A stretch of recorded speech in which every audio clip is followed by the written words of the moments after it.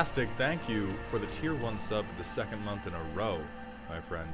Welcome back to the dog home. I appreciate you. Time for our weekly single dungeon run plus vamping. Stormblast, I have great hopes and aspirations that we will get to 3 dungeons today. Helios, I'm doing good. Rice Quinn, thank you for the 2 months in a row at tier 1, my friend. Welcome back to the dog home. Spellbreaker, Darkest Dungeon has nothing to do with CEDH, and it has everything to do with vamping, because the chosen vamp topic for the day is going to be, there was a CEDH tournament yesterday where the final took 11 hours. Just the one game. 11 straight hours of allegedly good play. It was not some hard-fought battle.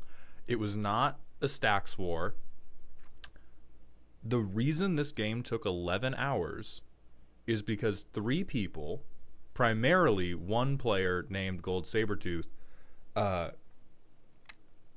dogpiled the one player, the only fucking guy who was actually trying to win, and they dogpiled him with yapping to attempt to, they called it politicking, which is why time didn't get called, but they were just yapping about complete bullshit in an attempt to mentally destabilize the guy actually trying to win.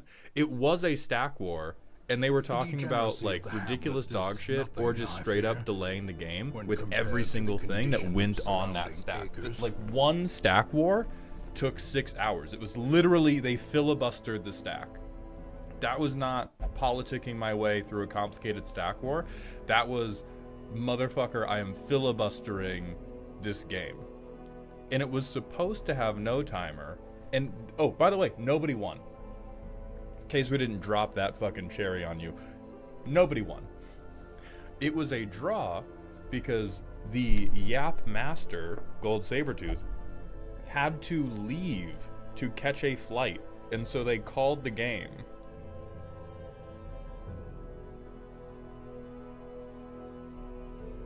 Dog goody, we can agree to disagree, but just because you're talking about the game the whole time does not mean you are not delaying the game.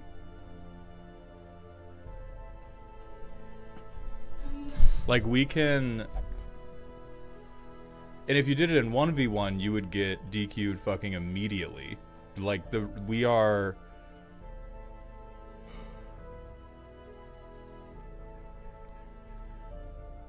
Yeah, like we can, like the reason it's allowed to happen is because it is technically, it's on topic, right? We're negotiating a deal. It's reasonable. The fact that we've walked in circles for the last 4 hours doesn't matter, right? No, the thing is it's not bannable. Like that's the important part, is that like every individual action that happened is not ridiculous in a vacuum. Every individual action that happened was somebody going like, hey, we have to interact with this, right? Hey, we can't let this resolve. Like, hey, do you have anything to deal with this? Like each of those individual pieces of it. And that's why I think the TOs didn't get involved, is every individual piece of it is not ridiculous. It's a thing of like, I deeply think that we need to have finals. Like, CEDH tournaments need to have an extra judge in finals that does not know Magic and just DQs people for dilly-dallying. Straight up. And now we will catch up on subs. Serious Skies, thank you for the 3 months in a row with that Prime sub. Trash Can Actual, thank you for that Prime sub as well. Comic Book Joker, thank you for the 6 months at Tier 1. And Tetrunes, thank you for the 17 months at Tier 1. Welcome back to the dog home.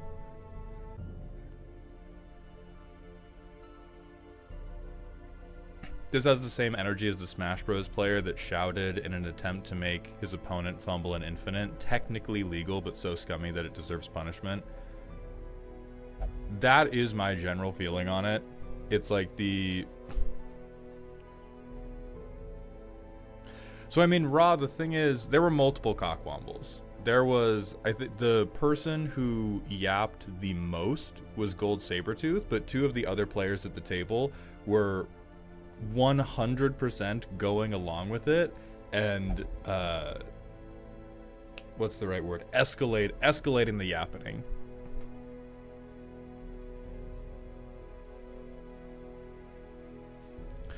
Literally a final. No one was fighting for a draw. They only stopped because a player had to leave and that player would have won had that game gone another 15 minutes. Okay, so zero justification for the game going 11 hours. Thank you for the thank you for the help, dog. Yes, and that's why the TOs didn't grab them. Is the reason the yappening was happening is because if you are currently in the losing position, it can be optimal to draw the game out for a very, very long time, and specifically to try and like get people to make unforced errors that allow you to win the game. Gold Saber would have won if the game if he had not had to get on a plane. He would have won because the game went so long and the politicking was strictly effective enough that it allowed him to develop an advantage that he otherwise would not have had. And that's why the judges were like, "Oh, okay, each thing we're doing is legitimate game actions." And they should have had fucking Kenny from the gas station, who does not know what the stack is, DQ that motherfucker 4 hours in. Straight up. No, the Bear, thank you for the gifted community sub. Welcome back to Dog Heaven, my friend. Shades Corners, thank you for the Prime sub for the 4th month in a row. Fuck the Azorius, indeed. I am with you.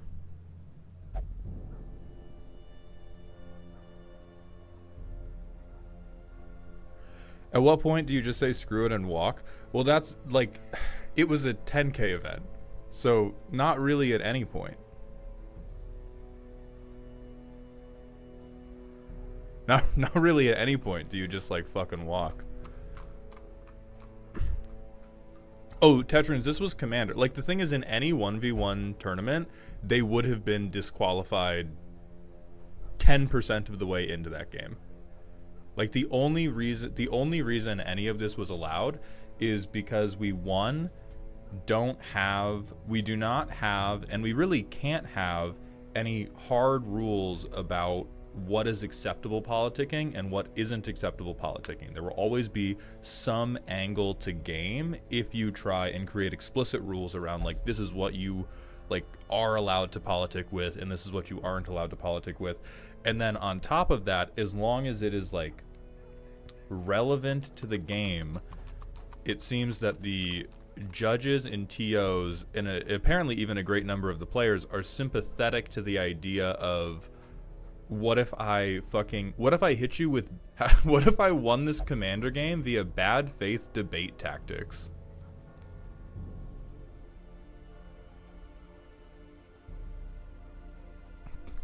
I mean, Red, they may have run into venue issues as well. Currently, the known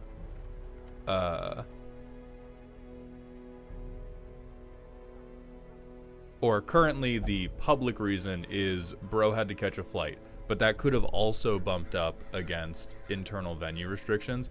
But the whole thing is fucking ridiculous.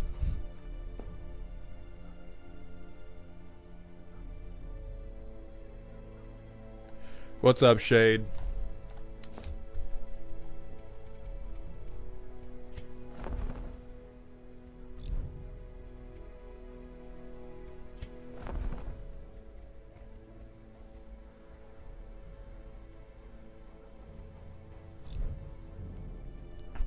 I mean, I think there's also, to Ra's point, like, it's just how CEDH tournaments are. It is absolutely not how they have to be. That's my point. Like, that is an active decision. Judges and TOs, like, they are incentivizing this behavior by allowing it to happen. Gio, a lot of people bring up a chess clock, but the problem is, like, once you try to, I do not believe this is a thing you can solve mechanically. I legitimately think we need vibes judges who just blatantly fucking DQ people for dilly-dallying.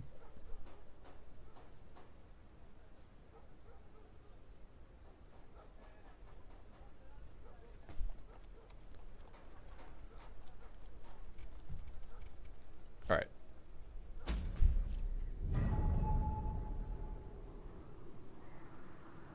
A clip from this stream will invariably be edited into the 1-hour YouTube video made to explain why this boneheaded behavior caused a rule change. I mean, like, you don't even need a rule change. And I think this will happen. I think this will happen naturally as CEDH gets bigger and bigger and more people want to engage with it from a tournament perspective, where it's literally going to become a situation of like, oh, these TOs will police slow play and these other TOs won't police slow play. Inhumanthropoid. Thank you for the 6 months in a row with Prime, my friend. Welcome back to the dog home. I appreciate that generosity. It's a format going through a lot of growing pains right now. I mean, like, yes, and some of these growing pains seem pretty fucking self-inflicted.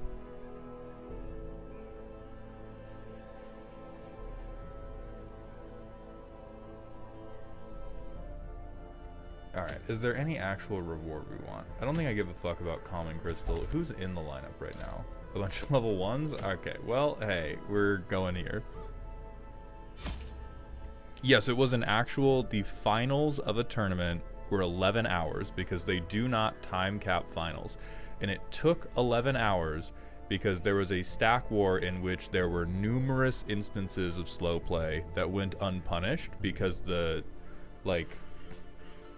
because basically the people who were yapping were good enough at yapping to make the judge feel like it wasn't egregious enough to call. But this was absolutely Spellbreaker. I know they gave, like, one of the prizes was the Cradle, and that went to seat 1 because it was a draw.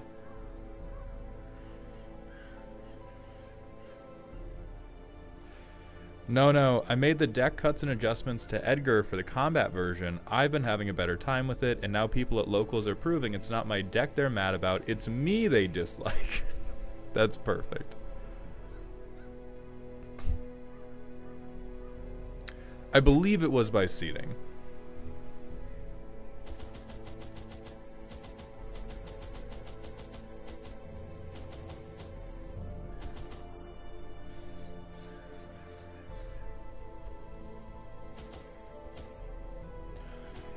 Anthropoid, the short version is literally just that, like, three people slow played to try to get the person who was winning to fumble, and the game ended in a draw because one of them had to leave.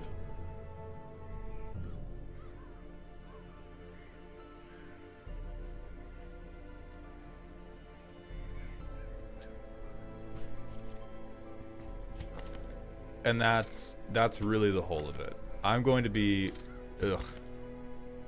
I'm not going to be watching that entire fucking thing back, but I will be perusing it to yap about in a more...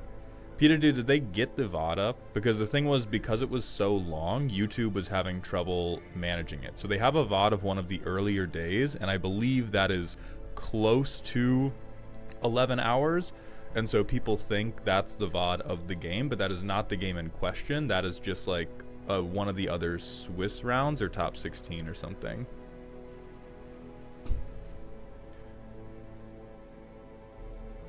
Tetrarunes, I think you might have, and they might have died already. You can try sharing it, Dragoon. You might get auto-modded. Yeah, Lucario on YouTube. Finals were 11 hours, ended in a draw because of completely fucking egregious slow play.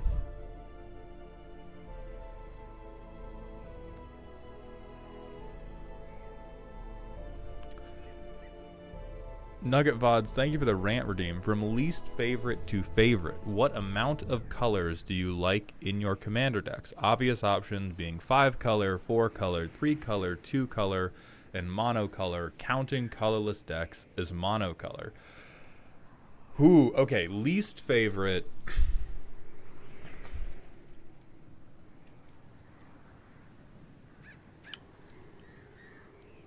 It is a difficult fight between... Oh, no, it can't be 5 color because I have my Nimbisit deck that I love. So, monocolor least favorite.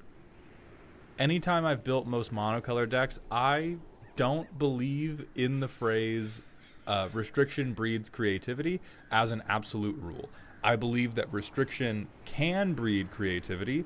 I believe in many, many more cases, going monocolor just builds your deck for you. Once you go, this is one color, and once you pick your commander, that deck is fucking built if you know how to use Scryfall. So monocolor is my least favorite.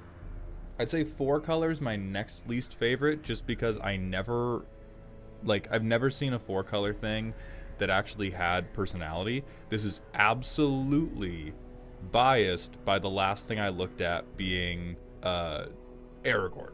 I've seen too many Aragorn decks, and they have hurt me personally. And then as we get into 3 color, 2 color, 5 color, I'll put 5 color in third, because 5 color broadly is super fucking boring, and I just have one Niv Mizzet Guild Pack deck that I love very much, and I'm going to pretend is different, even though I know it probably isn't. Then between 3 and 2, I think 2 is number 2, and 3 is peak. I'm inclined to agree with what the Wizards design team has been noticing, which is that 3 color commanders are the absolute fucking sweet spot for just enough room to, like, you have enough flexibility to do what you want, and you have enough colors that have enough good tools in them to do it well. So 3 is peak.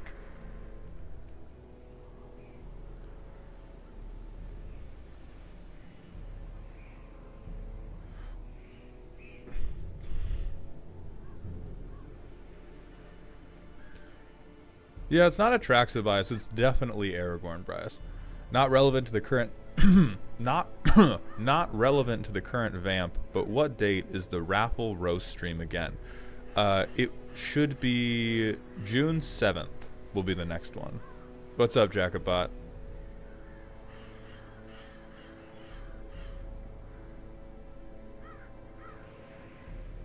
My sister is lending me her decks to further see if I'm the problem.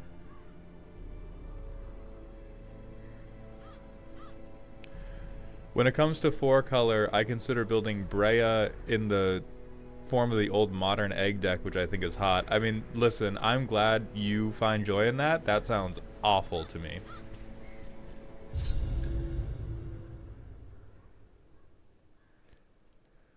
Oh, B, I'll refund that since I just missed the previous redemptions. Why don't I like Architect? In large part due to inertia. I'm just a simple man. The first deck builder I ever used was Moxfield, which means it's now the best, and I will listen to its advice about good manners and religion and politics and all that type of stuff that your parents do for you. The reason my crusade against Architect has continued is because their playtester looks like booty ass when I try to scale it for streams. It has nothing to do with personal use. From a personal use perspective, my desire to use Moxfield is totally based on inertia.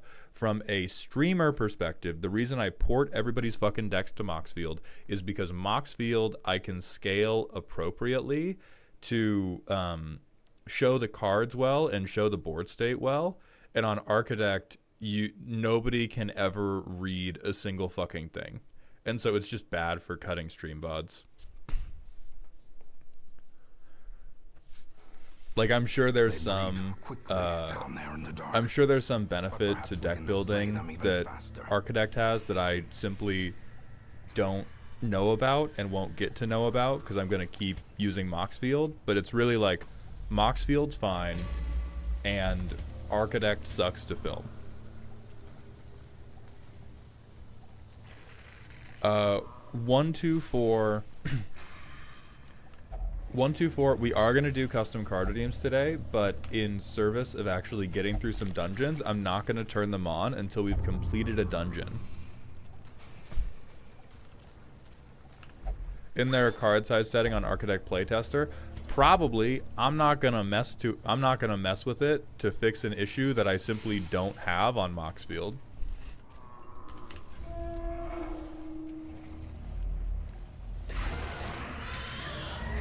Spellbreaker, thank you for the rant redeem. Glass Geo's question, I think it was interesting. Let me scroll back up and find that. But to close the loop on the Moxfield Architect thing, I'm sure there is a ton of stuff I could do to shorten the disparity between Moxfield and Architect. However, that is non-zero effort on Architect, and it is 0 effort on Moxfield, because on Moxfield it just works the way I want it to. And so that's gonna kind of keep Moxfield on top for the foreseeable future. If the choice is like, oh, mess around with something and then Architect's fine, or Moxfield is just fine from the get-go, Moxfield is always winning.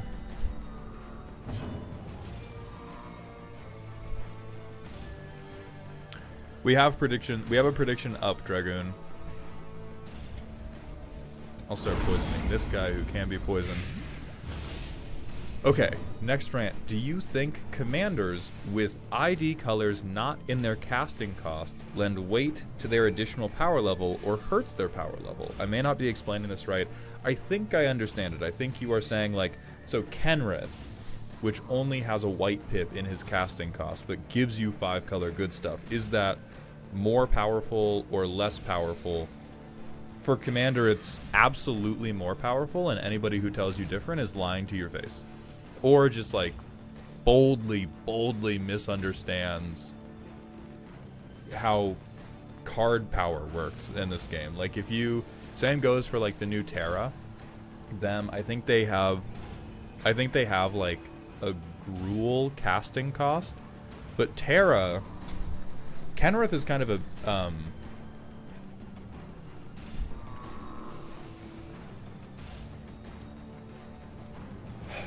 I'm getting too lost in the sauce. It's really, would you feel comfortable if the Joda player did not have to fix colors? If Joda was 5 colorless mana and had a line of text that said this commander is all 5 colors, would we all just be like, hell yeah, that's equally fair? Not would it be broken, not would it take over CEDH, but would you be like, yeah, that's equally fair?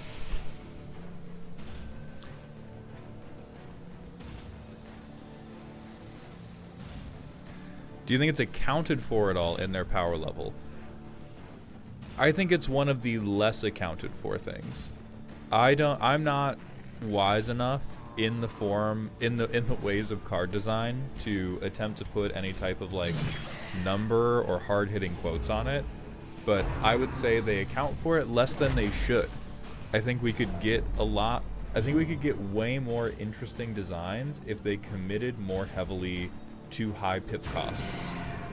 We have a lot of stuff where it's just, okay, here's a bunch of colorless, and then you pay 1 pip, maybe 2 pips. Versus, like, here's a 2-color card that's 5 fucking pips, baby. Good fucking luck. Okay, so that guy's gonna get poisoned.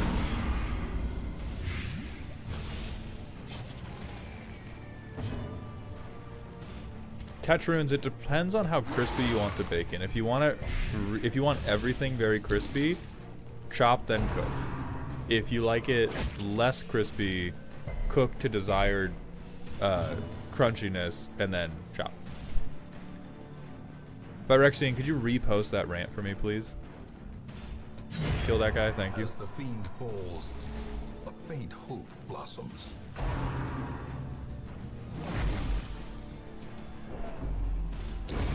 The slow death, unforeseen, unforgiving. How do I convince my pod / what do I say? Oh, sorry. Because we're gonna try to start chopping these up for shorts. Question: how do I Snip, snip. Rant redeem / personal question. How do I convince my pod / what do I say to make them not rule 0 out commander damage? They think because we don't play enough super oppressive life gain decks, it would unfairly benefit decks with commanders that want to swing out. Genuinely, you have to try to trick them into playing higher power. I get to have a unique perspective on this because everybody thinks I'm tremendously bad at Magic because most of my content is talking shit about tremendously average cards, and they're like, oh my god, he's freaking out because he thinks it's good. I say funny shit about everything, no matter how bad it is, and you can bet your sweet ass I will imply that it's good at some point in service of a joke. That's called lying. 95% of these problems in commander pods can be fixed by having a CEDH night or a bracket 4 night. Like, it is, I have only ever heard of these problems coming from people who learn the game via commander and have never played 1v1 formats. If you can trick them into playing 1v1 formats, that will be even better. If you can't trick them into playing 1v1 formats, just be like, oh, let's play high power night. Because if they think commander damage is too powerful, not even from a like, oh, Jeremy's doing Voltron pseudo combo to try to kill one player on turn 3, they're just like, oh, you swing your commander? You swing your commander? 21 is too dangerous? Like, that's just skill issue. Top to bottom skill issue. Hyuga1234, thank you for the 14th month in a row at tier 1, my friend. Welcome to the dog home. Riffle, I agree that commander damage is not interesting, but there's a difference between, oh, this thing sucks, and oh, this thing is too good, and so we are removing it from the rules because we think it's too strong.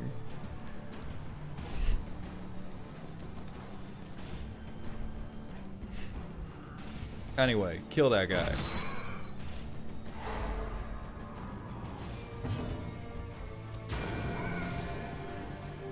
Gotcha. It definitely doesn't help. One of them was traumatized by Karlach aggro. Yeah, that's literally like the first thing I lost to is always the most broken thing. Like, that's the lore of why I hate on green so much. The first deck I ever lost to was one of my friends was like, oh, I'll teach you how to play, and they handed me what I now know to be a pile of draft chaff, and they beat me to death with a tuned werewolf list. I can't even call it tuned, because it was some werewolves, and then it was some just like green stompy bullshit, but they had like a standard deck they could have played with and not won a single RCQ, but like maybe caught somebody lacking, and they ran that into my pile of full-on draft chaff, and they were like, yeah, that's the game. And I have never forgiven green since that day.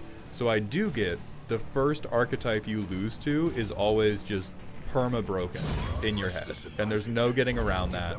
But the only way to ameliorate that is you gotta fucking play better Magic and realize what cards are like actually good.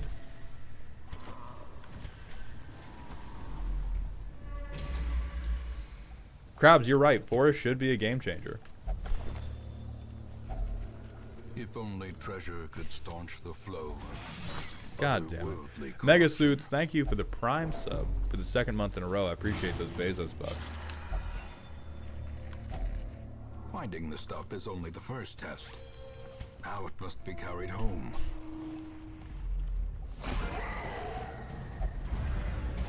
How did we get surprised in Radiant Light?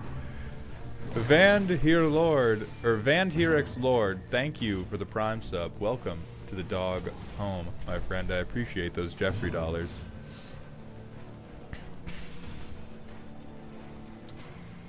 And to the person who said it, I don't think my friend was being a dick. I think they legitimately were not good enough at Magic to know what they had done. At first I was like, you're a dick, but in like a funny way. And as time has gone on, I was like, oh, they were engaged enough in Magic to know that their deck was probably better than mine, but they were not engaged enough in Magic to know how fucked I was when they handed me that. Which is just like, that's the game. A lot of people know it, kind of, but don't know it super well. Jesus fucking Christ, Spy. What is happening? The end approaches.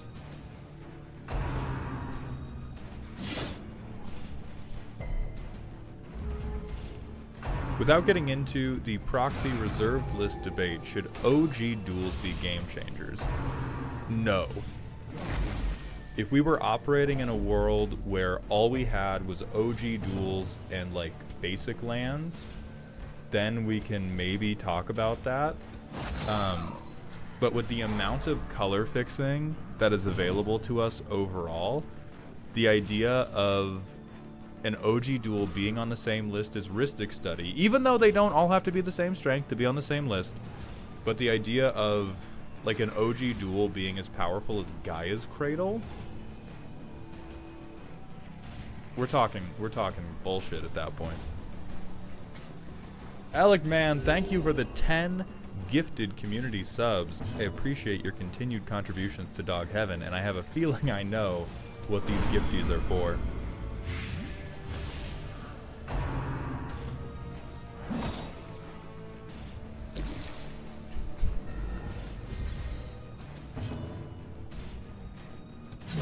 Their formation is broken. Maintain the offensive. Yeah, like OG duels are really good, and if you want to have an optimized land base, you should be running them. But with all of the like commander-specific fixing that has been printed, not even commander-specific fixing, with all of the fixing that has been printed over the years, like we had domain decks running around in standard where they had to fix like pips and basic land types, and they were totally fucking able to do it.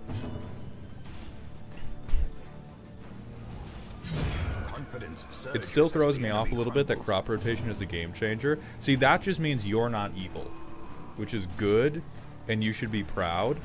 But crop rotation is absolutely a game changer, and if you don't know why, it's because you are not land pilled. It just means the fucking worm that lives in the head of every ramp player has not gotten to you yet, and that is a good thing. There are so many fucked up evil utility lands that this thing being like, I'll tell you, it probably would have ducked. Let me look at this fucking card. I'm not even pulling it up on screen because then we will be totally lost to the vamp. It probably could have ducked game changer status as a sorcery. I still think it would have been close, but it would have had a chance to dodge if you could only do it on your turn. But being able to do this shit as a charm, as an instant speed response to other shit, foul. Foul.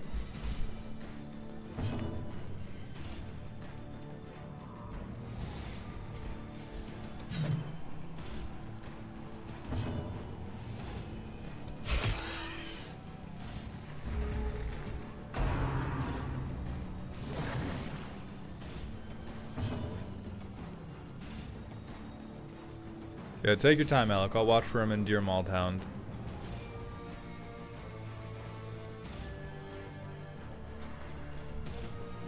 I'm just gonna skip, man. Perfect. I'm about to kill this team for slow play. We do also need to hit our manual ad break for Twitch, so I'm going to run a 1-minute ad break while this absolutely dogshit team tries to struggle through the most normal fight ever.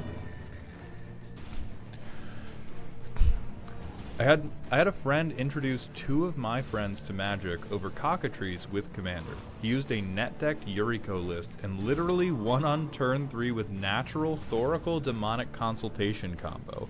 I was the only other experienced one playing, and I literally had to pull him aside and say, "Bro, what the fuck?" because my friends were just confused and disappointed. That motherfucker does not go outside enough. Like, holy shit.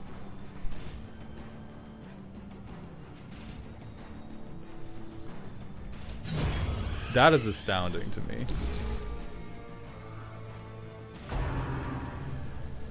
Speaking of the team struggling, what makes the determination for you to retreat and fire versus wipe?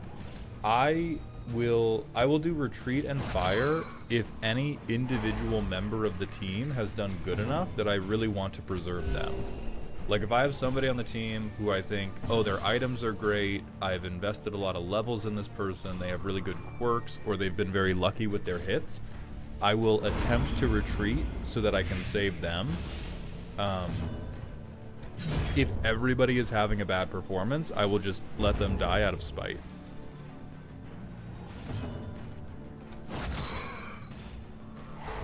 Hellbound, thank you for redeeming that random smasher pass. The weapon that cuts on its own. See what we get. Hard pass.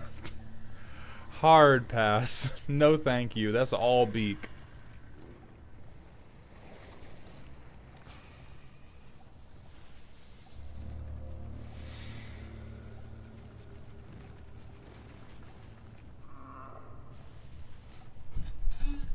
It's not about not being into tentacles. I can be into part of it and terribly, terribly opposed to a different part of it.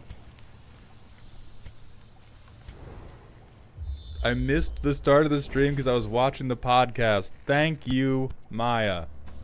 Alright. We just have to do fights, so we're just gonna run now.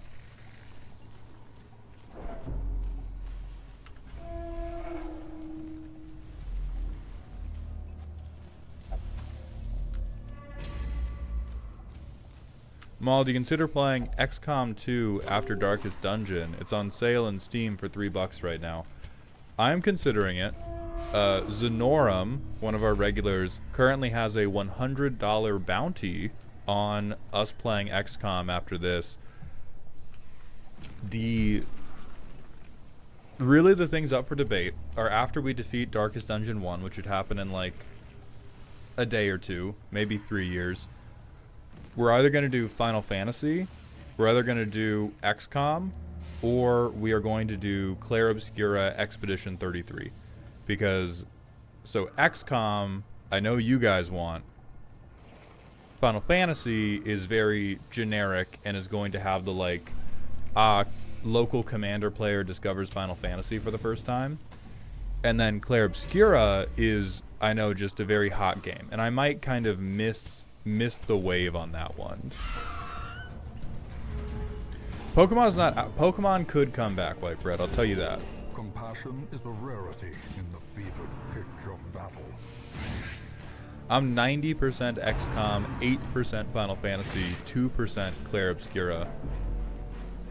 Jesus Christ, why are you so... It's bugs! It's bugs! Why are we losing our fucking minds? It's bugs.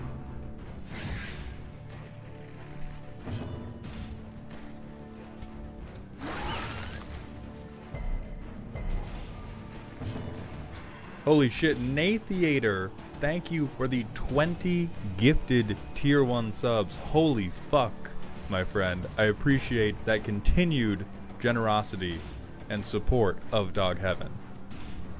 Thank you so much. Die. There we go. Another abomination cleansed from our lands.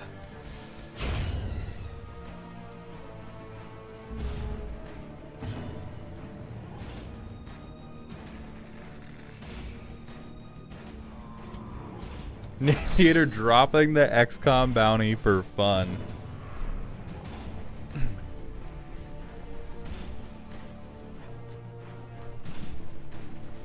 By the way, I did post the Architect feedback clip on their Discord, and one of the devs would be interested in talking to you about what they could do better in your opinion. No!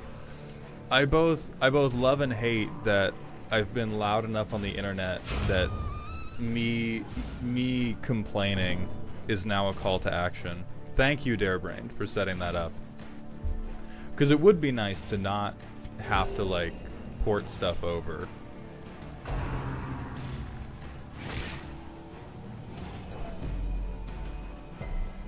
Because it's also a problem I truly doubt exists for end users. It only exists for me. No. You will die instantly. You will die instantly, you bunch of fuck-ups. We are not.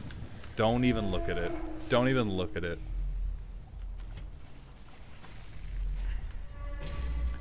Which Pokemon would the Pokemon be? Sounds like my preferred option, RN. Watch your step. I don't know.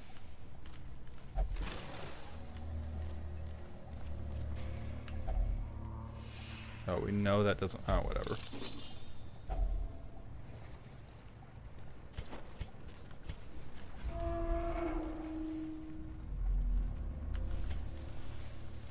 Because I think there's... If we were going to do Pokemon... I feel like there's a lot more, like, clickability on the type of randomizer Nuzlocke stuff than there is on just, like, playthrough of old Pokemon game. Not more bugs, dude. Because yeah, like the base games of Pokemon are really, really fucking easy. If you're not doing some type of like diabolical Nuzlockean bullshit, like all of the Pokemon games are crazy easy. Riffledupe, thank you for the 100-bit cheer. The D in Steam stands for defeat Shambler. Yes, it does, and that's why it's not in the word. Riffledupes, thank you for the 100 bits again. How in God's name does D-Team auto-translate to Steam? Oh, that's funny. You do have a secondary error, which is this is the fuck-up loser no damage team. Speaking of Steam, you should check yours. Oh no. At MLP, I agree games don't have to be hard, but if I am going to make them entertaining from a stream perspective, I feel like there has to be an underlying narrative I am attempting to provide for everybody. There's obviously yapping we do midstream that can be pretty entertaining, but there should be an overall arc of like, Mauld is trying to figure this thing out. Mauld is trying to overcome this, or Mauld is trying to experience this, and quite frankly, if we're gonna do, oh, we want Mauld to experience this like plot-heavy game, Pokemon is never going to be that. I figured it could just be a yapper vamp thing, like WoW Classic leveling. Potentially, but I don't want to do... I'd rather do stuff like Darkest Dungeon, where it's both. In no small part because... Why are you so hungry? You're a bunch of fucking stressed out losers. Because things like Darkest Dungeon, where it's both, we are yap maxing, much like they did in the final of that tournament. Uh-oh.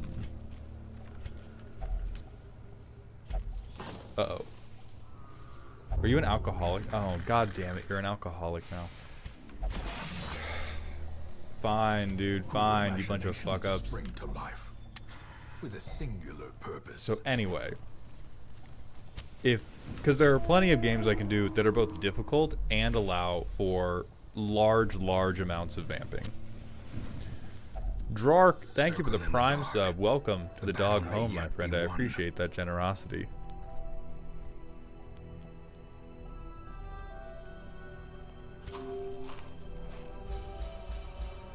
By the way, did you see the Command Zone gameplay episode with Snail they just released? I saw that they did one with him. I have not watched it. But I broadly am not watching any actual play content. Do we have... I think I can dump... I think we can revel, and then I can use the herbs on the 2 people that actually need to do damage.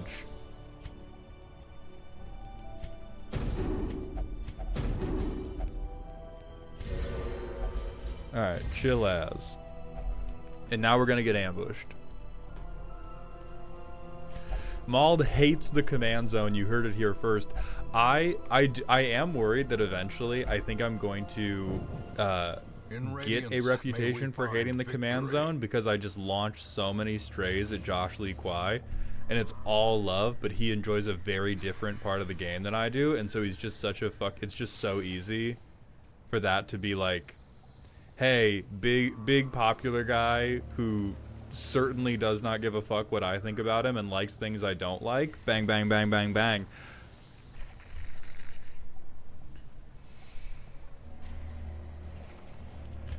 Oh, hey, Madra, if you redeem the custom card review, don't worry, I'll delay it until a time I think is appropriate.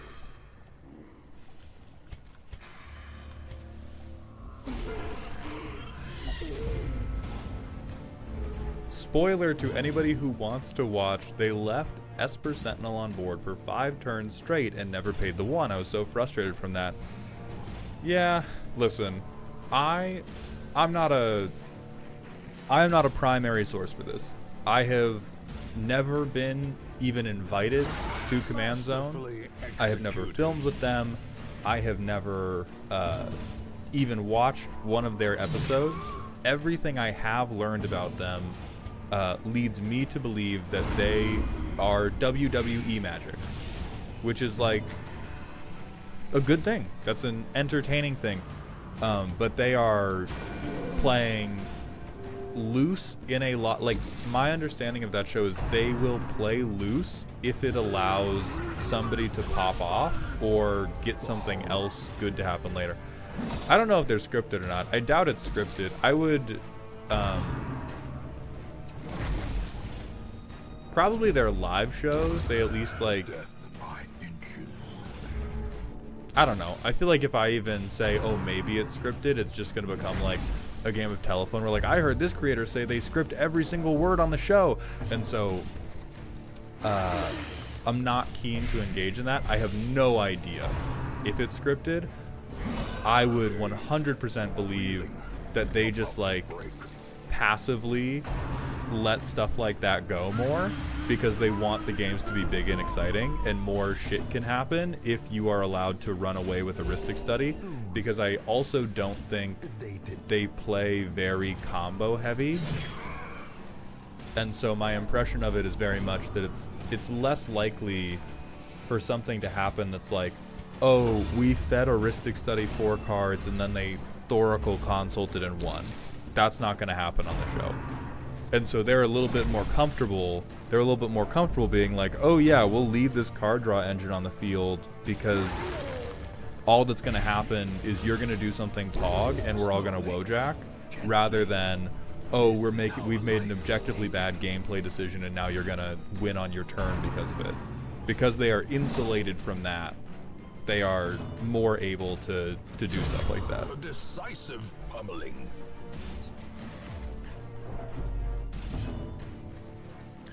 Can I just say, I loathe the mid-game interview style of tabletop content. Geek and Sundry used to do it too. Yeah, I'm not a huge fan of it either, but that's kind of Success so clearly in content. Or is it merely a trick of the light? Content suffers from the same problem. Content has an EDH rec problem.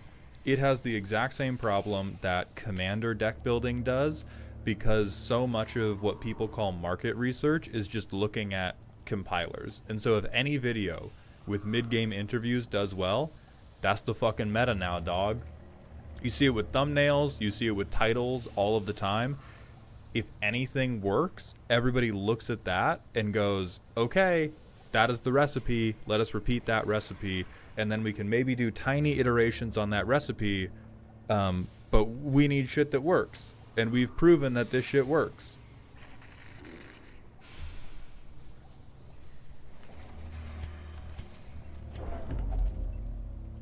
No, I don't want a second alcoholic. Hey, what is up, Veggie and or Joe and or Airball and or Nerd Girl from the decked out EDH team?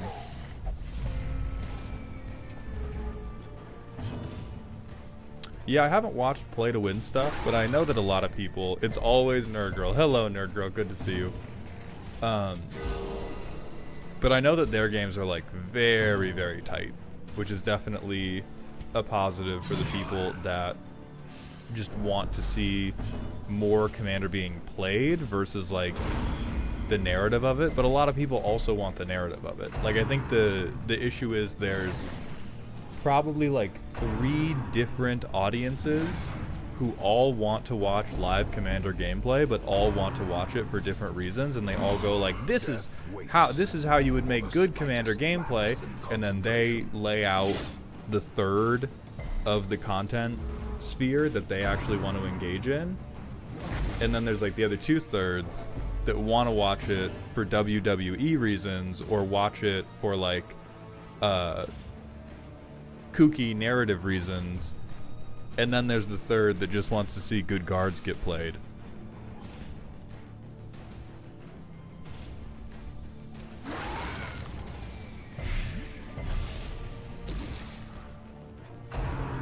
I've never seen any cutaways that add to the narrative.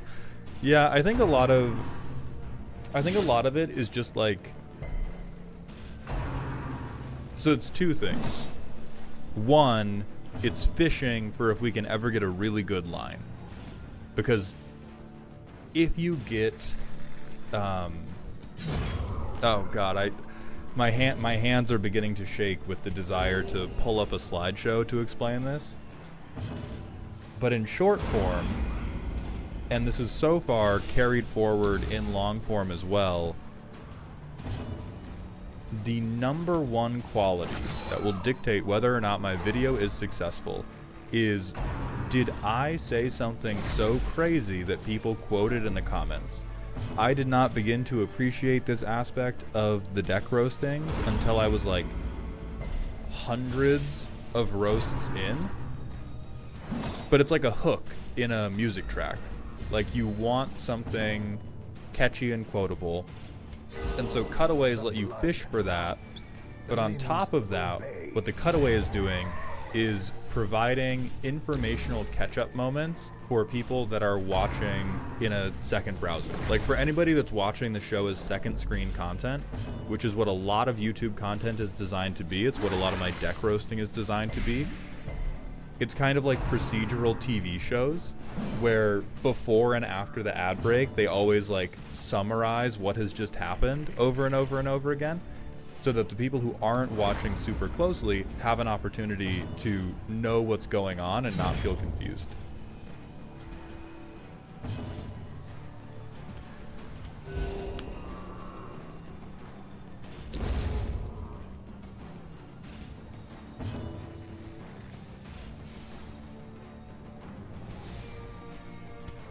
I don't know, bro. Go to bed. Madra, the redeem for custom cards is just not turned on yet because we vamped so much in these streams that I did not want to open up custom cards until after we had completed a dungeon.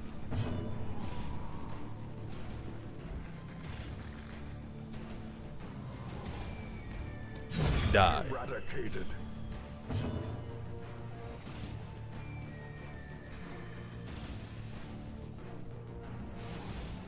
Why are you so stressed out, you fucking loser? We like reset your stress at the beginning of the day. What the fuck happened? Oh my god.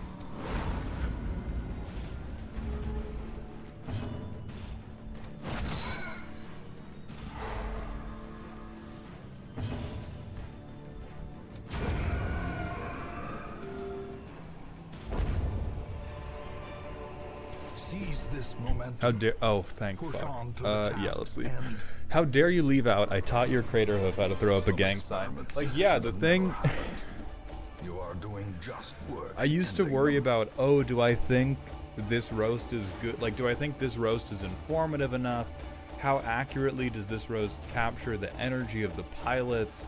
Does this roast show off the meaningful cards for the deck? And I have now learned the most important quality of any roast is, do I say a sentence that I am confident I will see comments that are just that sentence in quotation marks followed by LMAO? If I have that in a video, video does great. If I don't have that in a video, completely stabbing in the dark.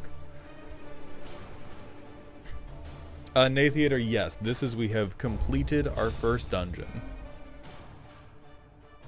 Oh, I did. The 124. Personal question. Have you played Pokemon Mystery Dungeon? Difficult, good story, and roguelike mechanics. I have not. So maybe that will go on the list for things we do next.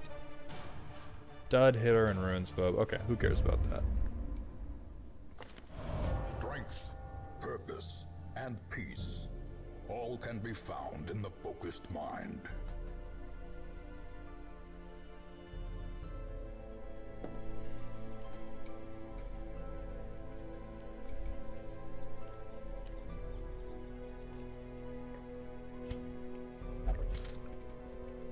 All right, do we have... I will bring a bounty hunter in. I like bounty hunters. That's the only one we're going to bring in. The promise of payment. Sir Mauld, why does Lord Xander have 2 roast videos in the playlist? I got no fucking idea.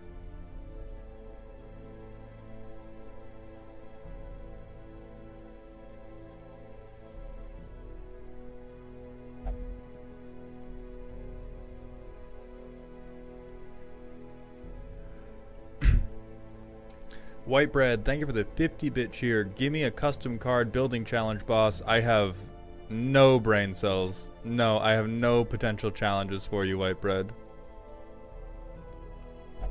But we do have 5 cards from Elikman to look at. But right before they did that, or right before we do that, Tift is asking, has the CEDH Yapper guy dropped any opinions or ukulele apology videos yet, chat? No, and I doubt he will. Like, it's literally, they're just gonna try to wait for this situation to blow over, and if he makes a statement, it'll probably be like something doing my best to win, because he was. And that's why my argument is that we need a judge who doesn't give a fuck about Magic rules and is just like going with their gut on when they think somebody is taking too long. Because he played to the best of his ability to try to win the game and did not cheat at any moment during that game. Now, he was stretching the definition of politics to its very fucking limit in a way that a ton of people found, including me, found extremely distasteful. But ultimately, the way to fix that is not like... Because he's also... It's not like he's the only guy that has ever done this. This is the current worst case example of a trend in CEDH. The Yap meta has been a thing well before this 11-hour game. It's going to continue being a thing after this 11-hour game. And for some reason, a ton of CEDH players are totally happy to just chalk it up to like that's the game, even though it absolutely does not have to be the game, and they are actively making it the game when they defend situations like this.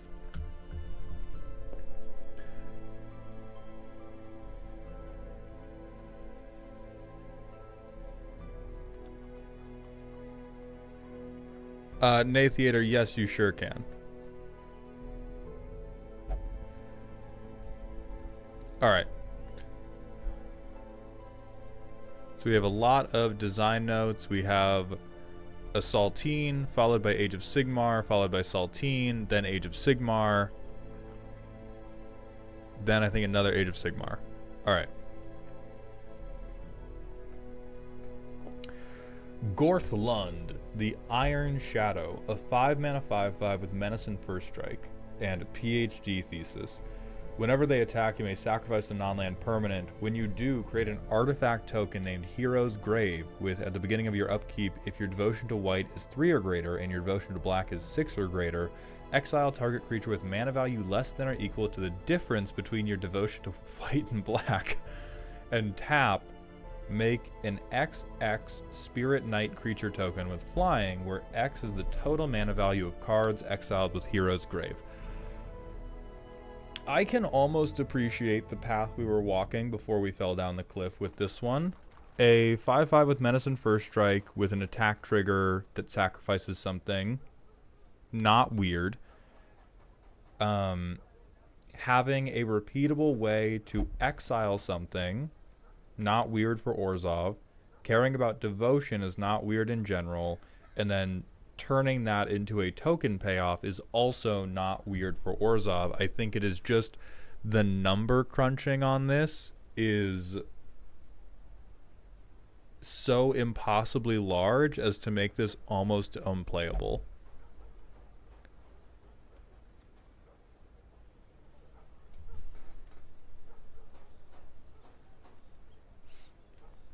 We will, Dragoon.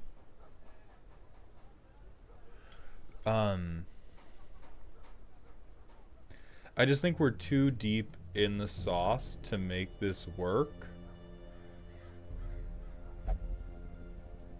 Or it's like this could only work in a game where you actually had perfect control over everything in your hand.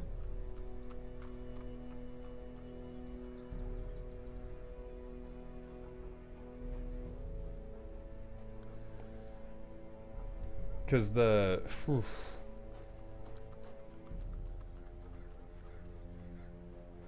trying to control devotion in general, not super hard. Trying to control a difference in devotion becomes very, very hard, and I think you kind of end up staxing yourself.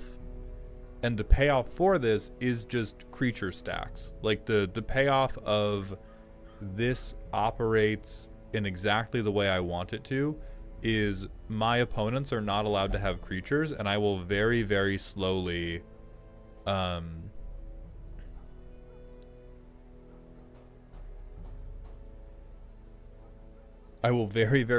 create a token army. So I think the general hurdles and payoffs are okay, but yeah. Oh, and Hero's Grave is legendary. Okay. I just like the idea of creating that 1-to-2 ratio. I think it's a cute idea. I think it's too difficult to achieve in a commander format to be a worthy design. Alright, next we have Jeskai, Age of Sigmar, Gardas Steel Soul, a 4-mana 3/4 with Vigilance, Ward 2, and Flash. Saintly Assault, on attack. Choose up to 3 non-token demigods you control with different names. Make a token copy of each creature that's tapped and attacking. Sacrifice them at the end of combat. When this creature dies, exile it with 3 time counters on it, and it gains Suspend. Depending on the density of demigods, it's not impossible.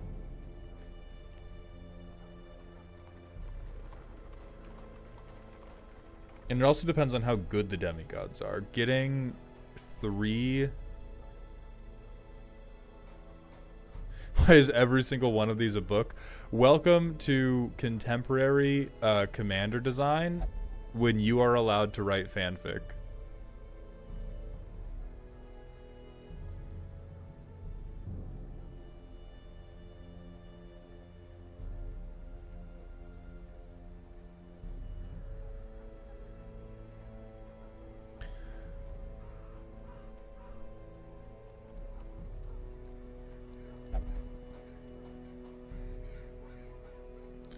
Yeah, it does seem pretty cheap for making 3, because if we compare this to, like,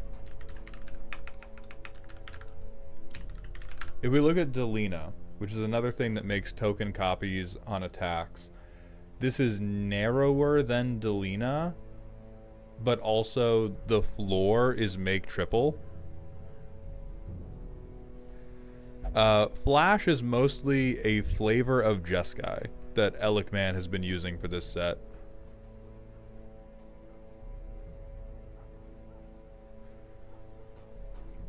So I think probably 1 more mana.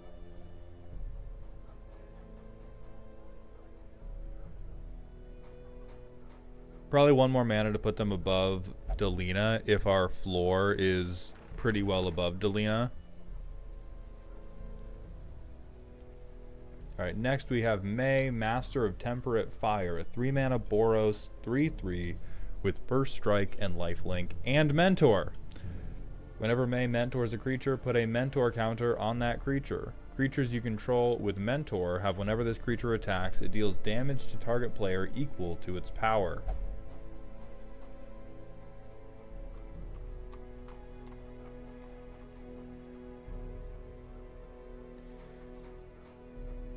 Yeah, that doesn't seem too bad. Because Mentor is just you pick a creature with lesser power and you give it +1/+1. So that does not get... I mean, that doesn't get out of control very quickly at all. Take a shot for each time you say mentor. Yeah, that's probably the fastest way this commander deck would kill somebody.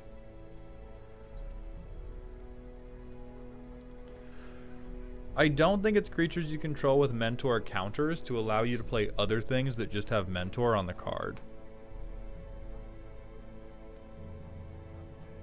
With least power. Okay, yeah.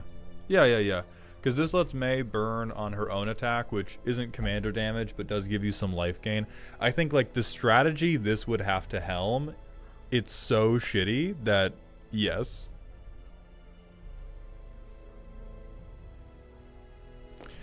Tift, I believe that is a separate thing to what we're talking about. I saw that there was a Reddit post about known cheater wins big tournament, and I think this was a different person. No, Alec, I think you are cooking, but I think Boros aggro is right outside of Arabella and Anim Pakal. Boros aggro is a very, very weak archetype. So I think this is, like, I'm saying it's cookery because it is helping what is going to be, like, a very, very weak overall game plan.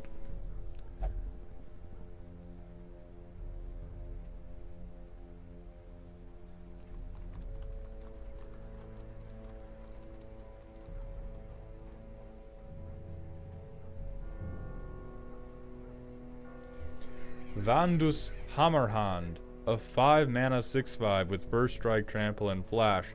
Whenever Vandus deals combat damage to a player or battle, put that many +1/+1 counters on other attacking demigods you control. And then the normal Anvil of Apotheosis text. No, Suds.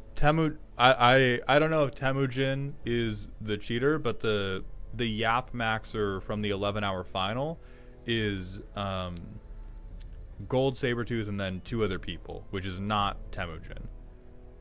So I'm saying the guy that's different is there's this one really long tournament game, and then there's a different tournament that happened that was won by a guy who had previously been caught cheating. Yeah, Temujin is the cheater, but not involved with the Yap Maxing.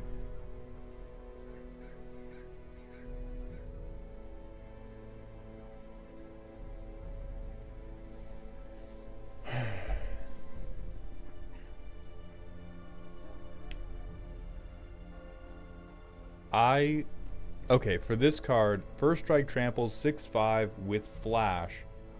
On combat damage, put that many +1/+1 counters on other attacking demigods you control. I think the entire problem with this card is contained within that many. I think it is possible to have some type of, like, on combat damage, you get to put 1/1 counters on your other attacking demigods. But, like, God forbid you ever get an unblocked attack.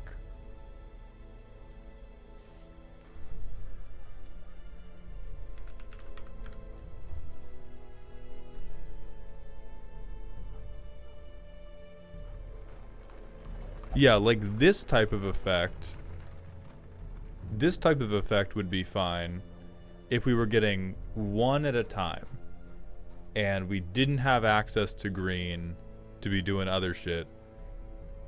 But like a thing with a good stat line that can potentially put 6 counters onto every other demigod that's attacking in one turn is fucked up and evil. Like, God forbid I'll throw a 1/3 mana dork in front of this guy and everything gets 3 1/1 counters. Yeah, so I would say Vandus, you can try giving... Right, Helios, it's not that the stat line's crazy for the rate, it's that it is a good stat line on a tremendously good effect where the payoff is directly related to how good the stat line is. If we had disentangled any of those 3 things, card would be less ridiculous. But because we have good stat line plus good effect plus effect correlates with stat line, I think it's just too much. But you could definitely pull off on damage put a +1/+1 counter on other attacking demigods.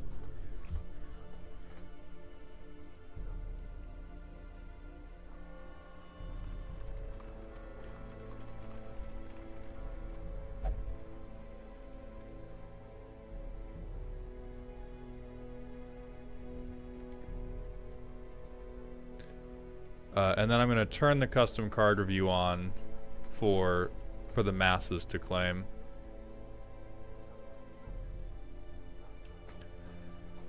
And then the last of the 5 is Memorian Attendant. This is another Age of Sigmar card. 0/2 with hexproof. As long as you control a demigod, prevent the first 3 damage that would be dealt to target demigod you control this turn. Yeah, that's fine. Mad reasonable. Mad reasonable. Very, like, hyper-specific Mother of Runes, but we're trading the protection on the other thing for a little bit more protection on this card. I like that. Very chill, very cool. No complaints. And then Girthy Poro, you have grabbed the first custom card redeem.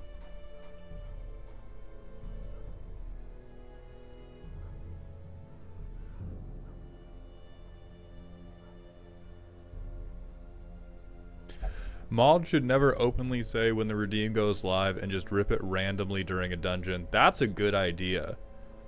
But speaking of, we have another manual ad break to hit, and I gotta put together the next dungeon team.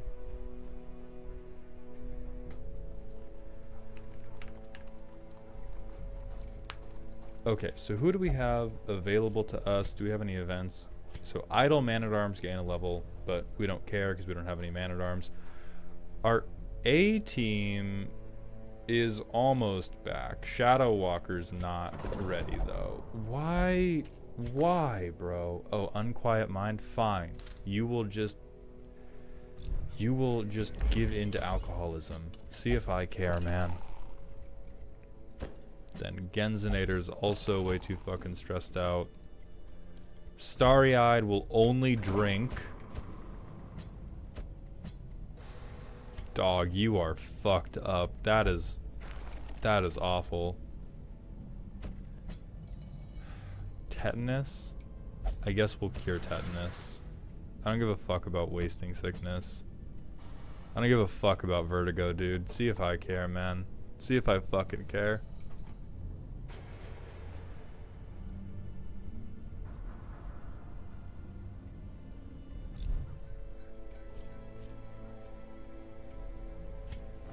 Do we have anything? We have a cultist.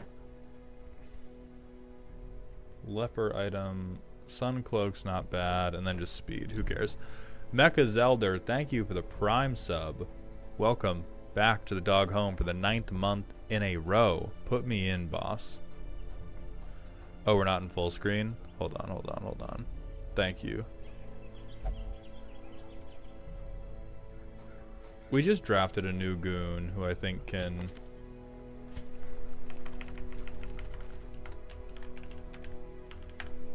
Welcome to the team, Takot.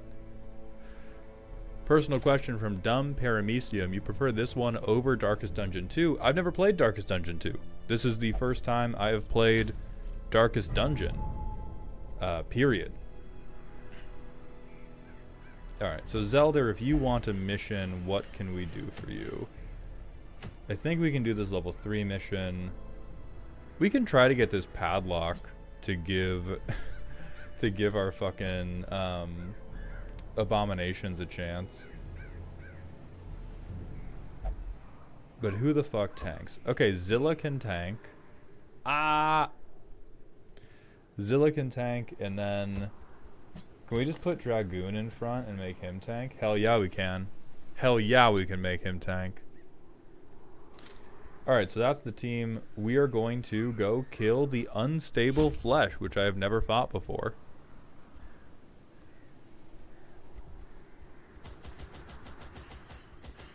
I'm going to provision Bigly,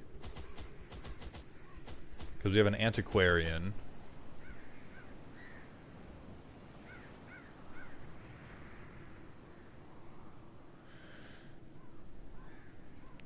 Darkest Dungeon 2 is about to get Steadfast Stewards, which is set to rework pretty much all the older hero movesets to the newer path system. Might be worth waiting for. Okay.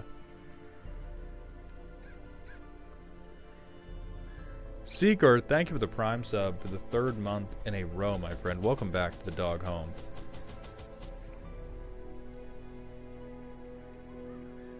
Nath, just drop him in. Just drop him in, Dear Maul. Girthy Poro's card is here.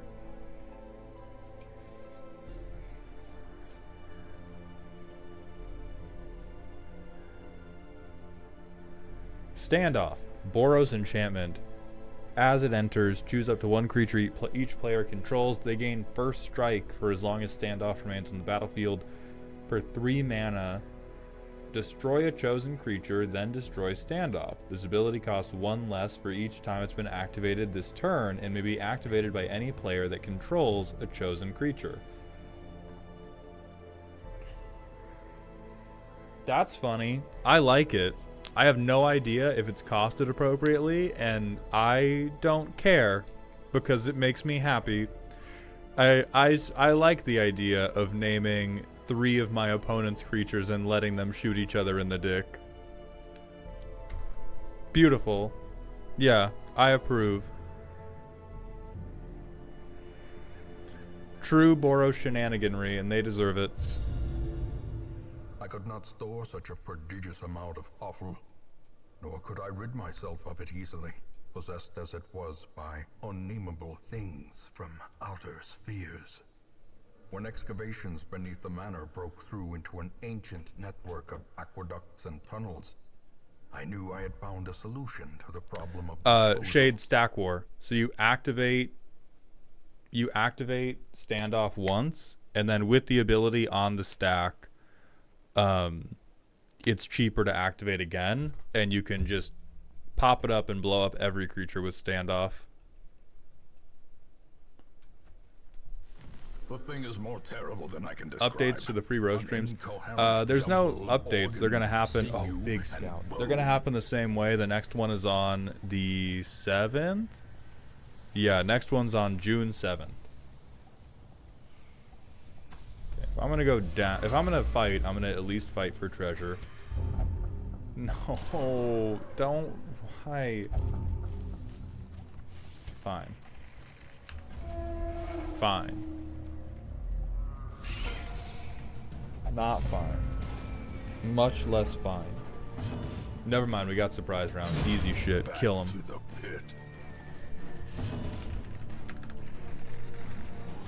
Choose outcome. We did get victory for the fuck up loser no damage team.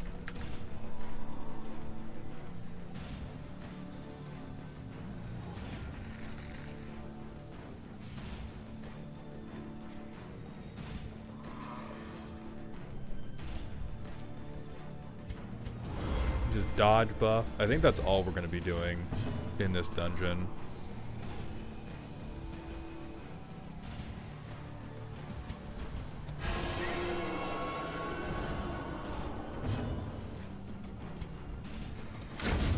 Very solid, very solid.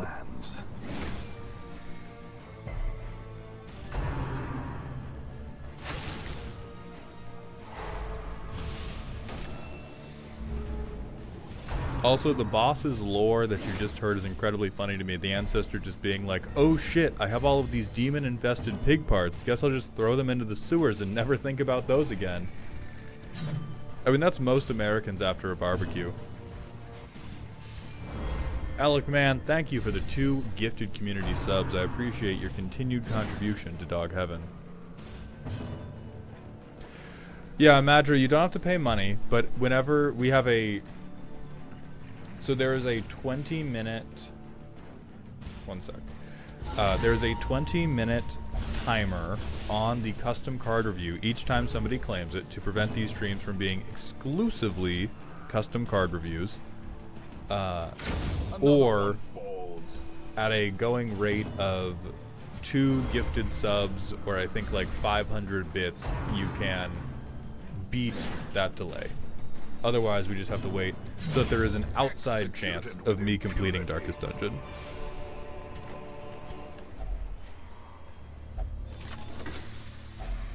fortune. Do we not waiting to have be spent. onyx? I mean, oh, yeah, I The had way too many is torches lit. anyway. The path is clear. Okay, mini require scout, only mini the scout, strength very to follow important. it.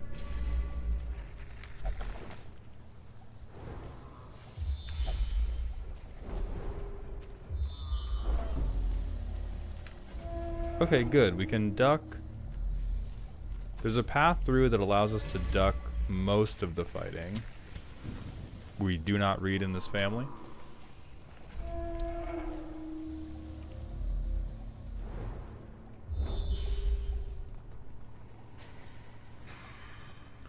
An earlier thought, finally catching up to me, did you say you have to rebuild the A-team, something happened? We don't have to totally rebuild. We lost one member of the A-team. We lost Duke Vulture on Duke and Scamp. We truly, they got boned by horrible RNG. And so we have to rebuild it in the sense that we have one opening, which is looking like it's going to be filled by Shadow Walker, who's currently, I think they're currently level 5.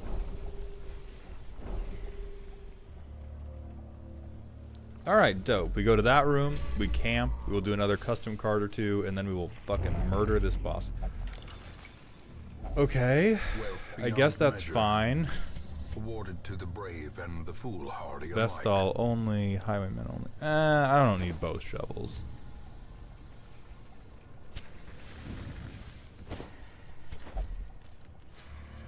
Moose is finally back now.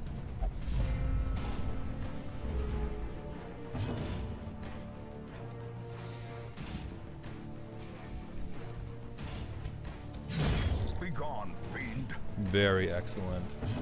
Jace's cat, thank you for the drink water redeem. I will grab some water to drink in just a moment. Yank that boy. Continue the onslaught. Destroy them all.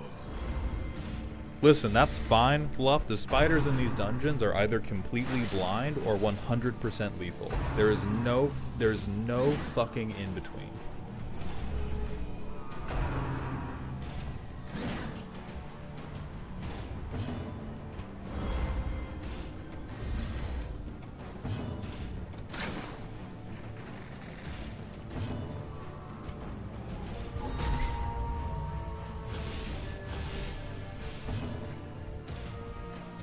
Yeah, please die, thank you. Surges as the enemy crumbles.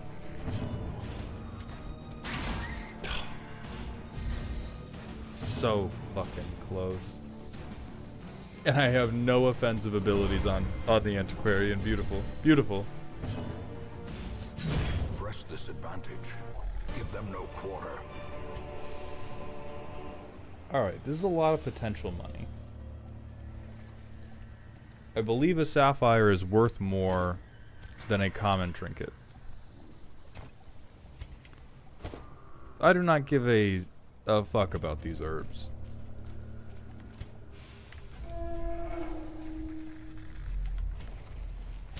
Okay, we camp. I'm gonna get water, and then we have a few more custom cards to catch up on, and then we will fuck up this boss easy style.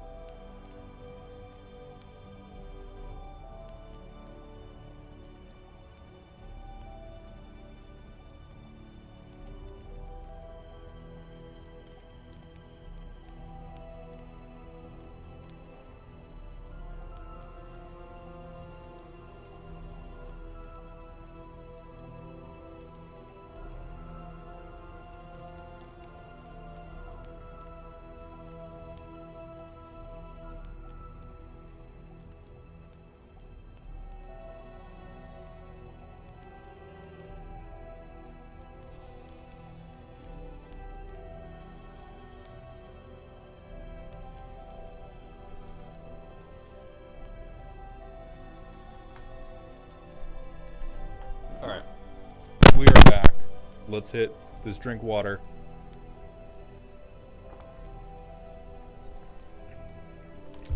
Madra, no, not 3,000 bits. So there's 3,000 channel points, or you gift 2 subs, or it's 500 bits.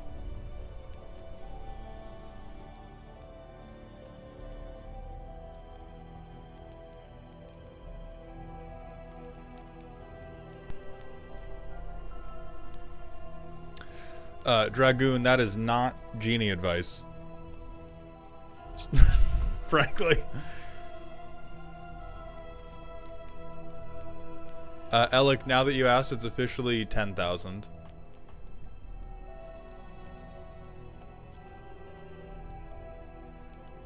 Alright, Nathiator's card.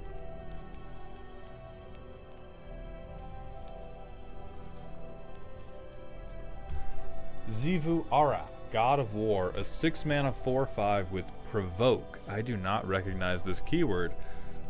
Each player has an additional combat phase after their first combat phase and untaps each creature after their first combat phase, but spelled wrong this time. Whenever a creature you control is dealt combat damage and does not die, you may goad the attacking creature and draw a card.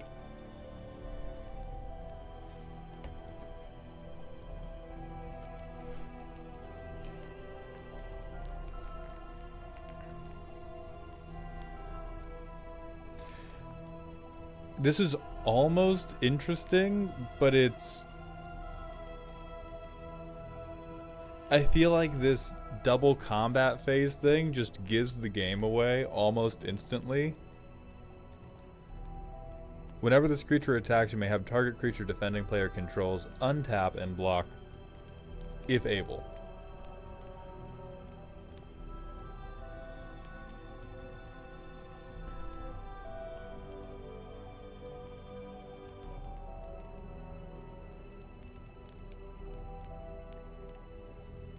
It's interesting enough that I want to let it cook. Like, it's so expensive that I don't think it could be broken. Yeah. I'd let you try this at a table.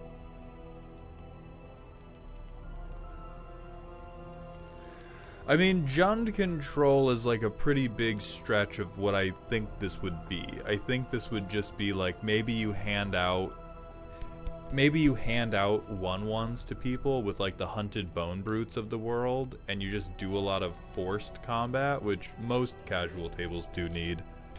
But I think it's expensive enough that even if it was like a little stinky, it's deal withable.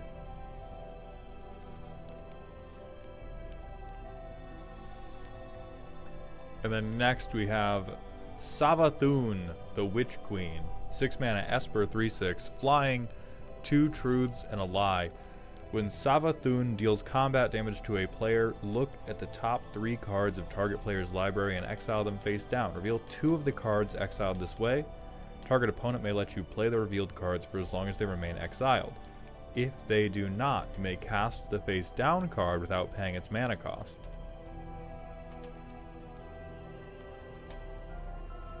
Ooh! I like that. I was a little worried about the Jund player cheating, but the Esper player cheating? Hell yeah. Hell yeah, I love me some mind games. That's beautiful. That's hot. That is very expensive. You do have to hit to make it work. And like... I don't know, how good could the top... anything that's stealing from an opponent's library, I'm like, that's your fault. That is your fault if you are mad at the resolution of this effect. You put this shit into Moxfield. You printed this shit out. That is your problem.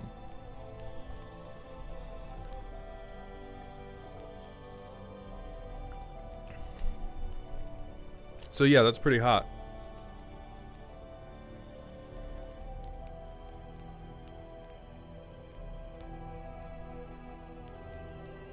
Oh yeah, it is just any player's library, so you could hit your own. True, but like if you're using this to hit your own library, then you're just playing. There's like a Sphinx that you could be playing instead of this that would genuinely just be stronger. So this is hot. Yeah, I like this. Nah, not defending player. It's beautiful and correct that I should be able to run over Timmy's fucking 1/1 token army and then steal from the combo Johnny. I approve.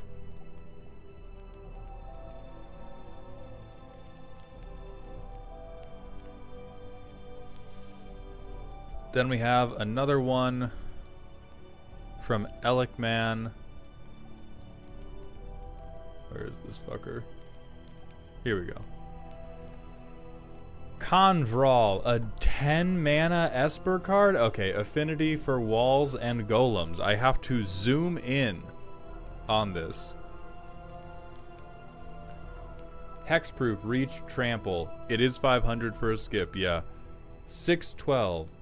Prot red and green. Walls have reach. Whenever a wall dies, make an XX token where X was that thing's toughness. At the beginning of your end step, everybody loses X and you gain X, where X is the number of non-token walls you control.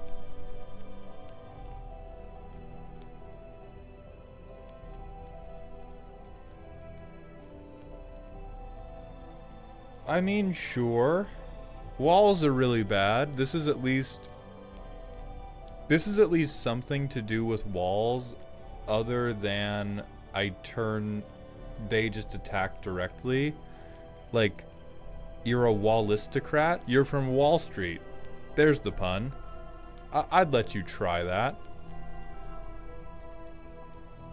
Walls. We do. We're gonna have to start having Elikman's keyword explode after like the 20th word.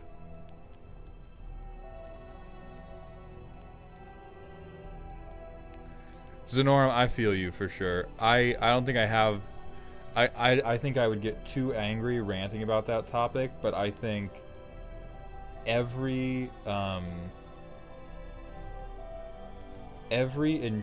health insurance based job in this country could disappear, and when the dust settled, it would probably be a net good for humanity.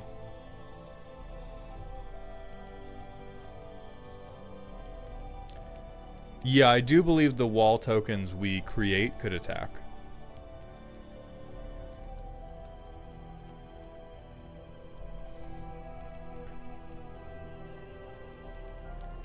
So yeah, I like it. I'd let you try it.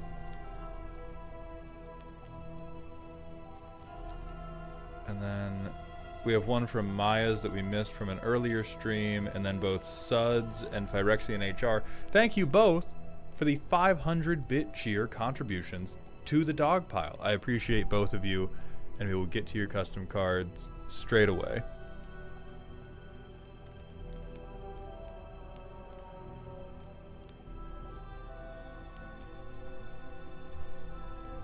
I don't know why this has trample. It's big as fuck. Look at him. What do you mean, why does this have trample? Look at his fucking legs. You see a thing, if you saw a thing like that and it didn't have trample, I guarantee we would all lose our fucking minds. We would be so mad. We saw a creature this big and we're like, it doesn't trample.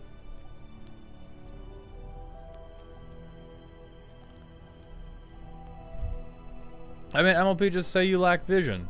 That's okay. We don't all have to have 20/20, dog. It's fine.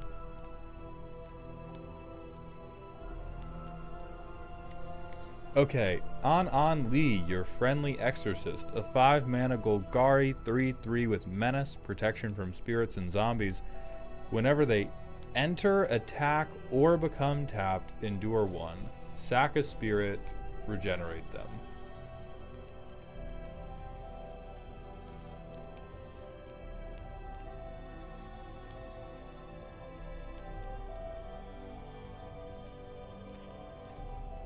I don't...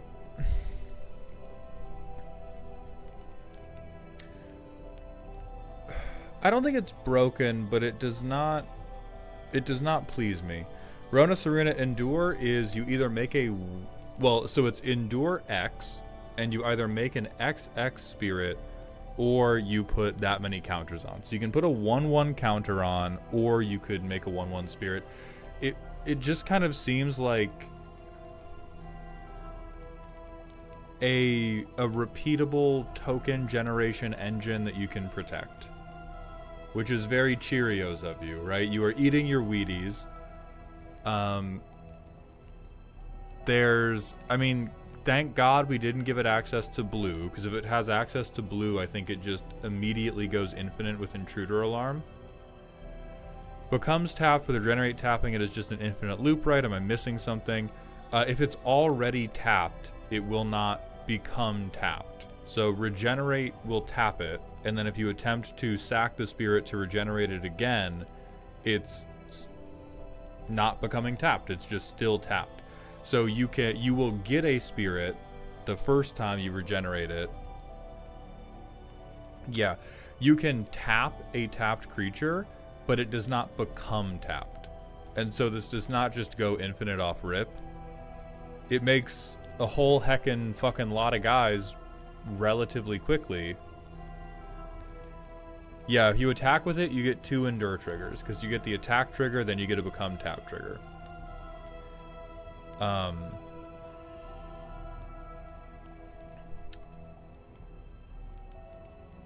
So I don't think Golgari has access to like the easy creature untapping stuff that would make this feel like a snooze fest or a broken snooze fest, but whatever flavor. Hi, baby. I have no goddamn idea. Okay, make it fun. Maybe they're in the car? Maybe I walked out there and left it on the... Yeah, I don't know.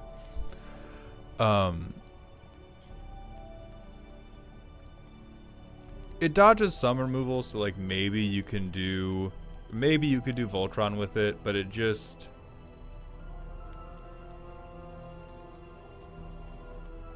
It is definitely not aggrocrats, is the thing. Like, this is not... This is not good enough at making a compelling board state to argue that this is what Zurgo's doing for Mardu. You literally just use this... You literally just use this to have token generation in your command zone.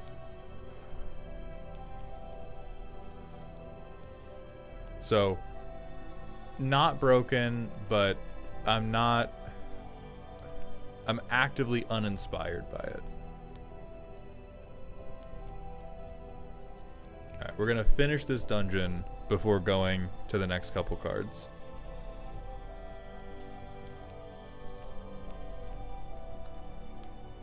Madra Mangetsu, thank you for the 2 gifted community tier 1 subs, my friend. Welcome to Dog Heaven.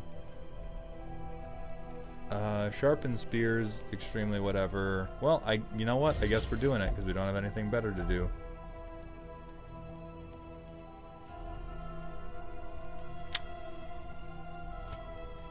I'll just buff the fuck out of the barbarian. Yeah, give speed. That all seems dope. Trinket? Hell yeah. Easy. Easy fucking money.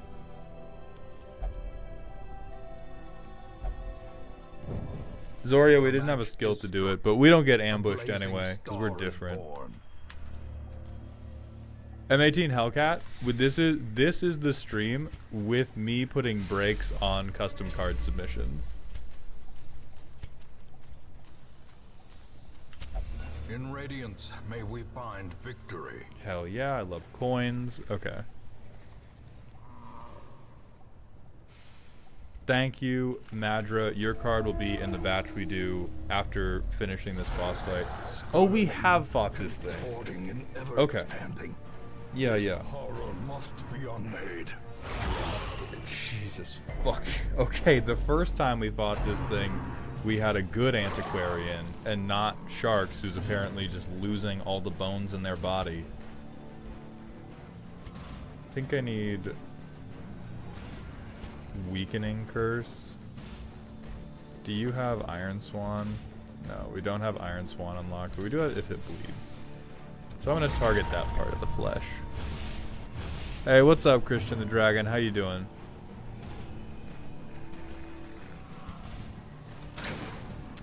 Solid. Solid.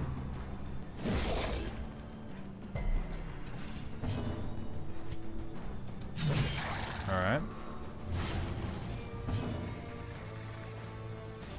I do think we just have to dodge Max. Frozem, thank you for the 150-bit cheer.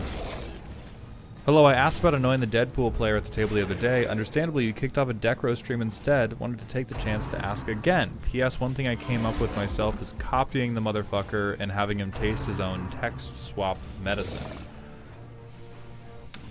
Well, first of all, thank you for the contribution to the dog pile. I'm sorry I didn't get to your question yesterday. If you were trying to annoy the Deadpool player, I think truly the best way you could annoy them if they are trying to Deadpool max is to just attack their mana. Like the... Because if you're playing Deadpool, your commander's already 4. Gets killed once, now it's 6. That's very quickly a high price to pay, and Rakdos is really not that good at like long-term ramping. Sometimes they can ritual stuff out, but like if the first Deadpool gets countered, you're fucked right away. Like honestly, you're just screwed immediately. And so I would consider there's the classic like counterspell gambit, right? You can't prevent Deadpool from targeting because it doesn't target. But you can counterspell the bitch. Yeah, and Poro, that's how you should build the Deadpool decks. Like that is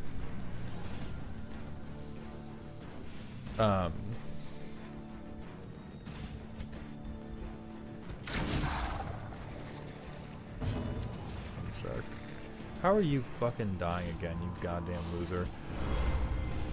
Yeah, like Deadpool should be played as, okay, this is just command zone creature removal and nothing else. So it depends on how the Deadpool player is playing Deadpool. If they're trying to Deadpool max, that's how you do it. And if they're not trying to Deadpool max, you probably wouldn't be asking, how do I stop them? Our player copies him and has stuff to skip legend rules, so absolutely maxing. Yeah, that's just treat his commander with extreme prejudice. That's really all you can do. Like if they have built their entire deck to capitalize on one card in particular, and you allow them to have access to that card, you are always going to get screwed. There's just no way to not get screwed there.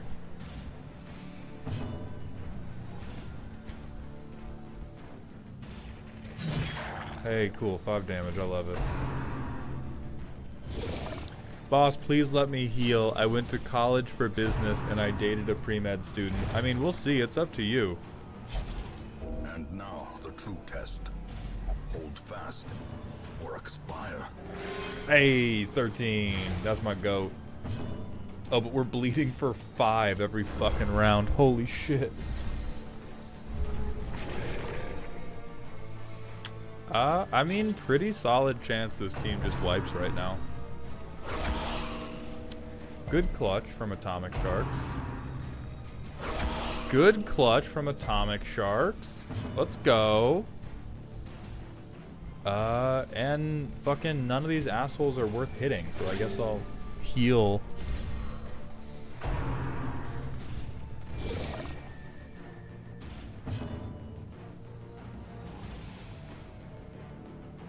I mean, backing up doesn't really do anything. I think I just keep buffing team-wide dodge. Heard perched at the very precipice of They oblivion. truly hate position 3. Oh, and you're stunned? Fucking beautiful. So we have like a million prot, slightly less prot. I'll at least try to bleed you. It's real as hell.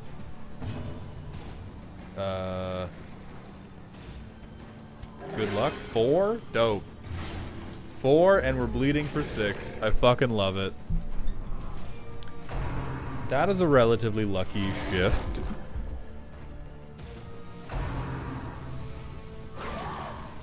Okay, atomic sharks choosing life. The ground quakes. Very good. Very good. Fucking 5, dog? What is wrong with you? Yeah, great turn, Skip. Okay, okay.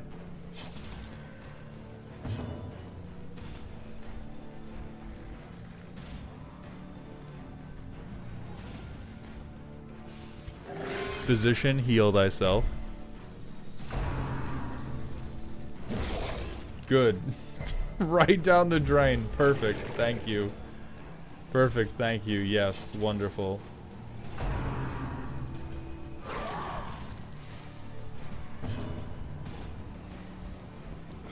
These are all ridiculously high prots. What keep hitting you?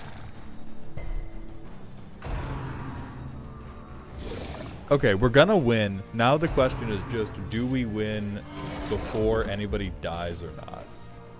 Because we have 2 people who are about to go down. All right, we got him. We got him. Now it takes its turn. It bleeds. We're extremely happy.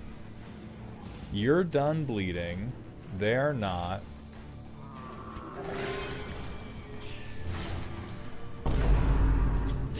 He killed the fucking antiquarian. He killed atomic sharks. Terrible vistas of emptiness reveal themselves. Oh my fucking god. He killed our moneymaker. Ban me, please? No, you have to fucking sit here and look at what you've done. It is as grotesque in death as it was in life. Beautiful. Okay. Unholy damage boost, whatever. I mean, at this point we can dump stuff because we have to leave because a bunch of team members are about to die. Dump that, take that, take that. Okay. Can we leave? Alright, dope. We escaped. We escaped alive.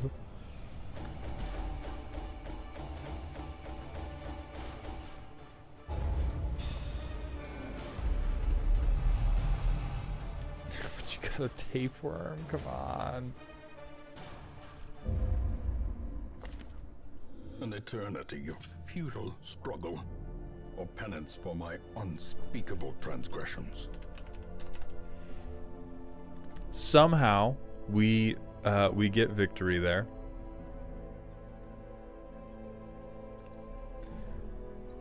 All right, let's catch up on the rest of the custom cards and thug out our 3rd dungeon of the day. Let me pull this up, move the overlay. Zilrak, Eternity Breacher. 6 mana Eldrazi, 4/8. When you cast the spell, exile your hand, then draw 3 cards. During any turn you attacked with an Eldrazi, you may play cards you own from exile. Absolutely not. Immediately no. There is a reason that Wizards of the Coast has not printed very many things that allow you to return things from exile, and that's because exile is supposed to fucking mean something. I don't care how many babies are in this bathwater. I am tossing that shit out. I do not think there should be any large-scale or repeatable method to return things from exile outside of the very narrow condition of I exiled it myself under this card, and this card lets me get it back. And so if it was, you may play cards exiled by Zilrak, that I could see. But just anything you own in exile, Immediately, no.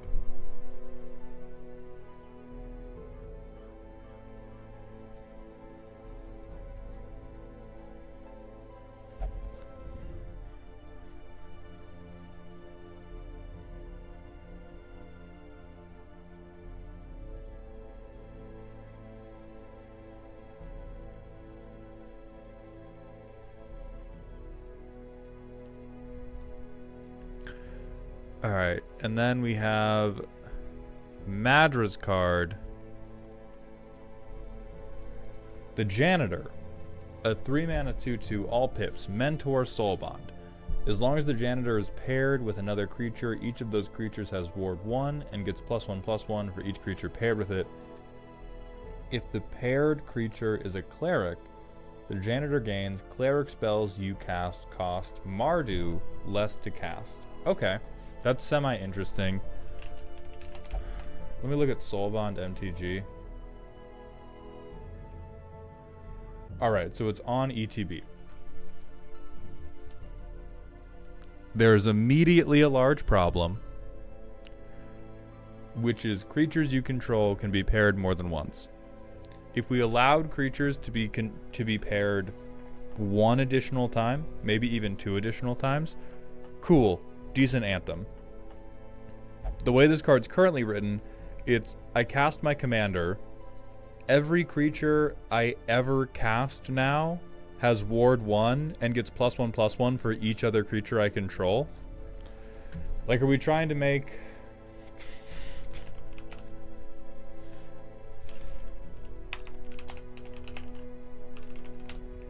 Like, we've turned Tempt with Bunnies into Discount Craterhoof. Because I don't think... Maybe Soulbond... Sorry, I must be crazy. Soulbond must only be non-token. Nope. Nope, it can be tokens. Okay. Yeah, fuck off instantly. No, that's way too good for 3 mana. 3 mana, everything. 3 mana, only I get Coat of Arms is fucked and ridiculous. Or even like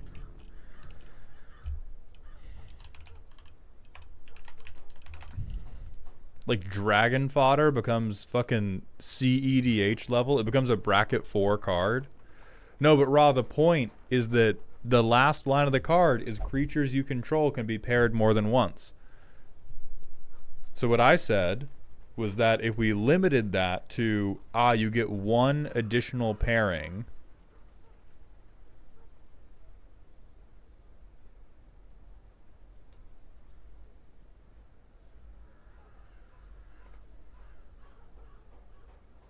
Yeah, we don't need the polycule.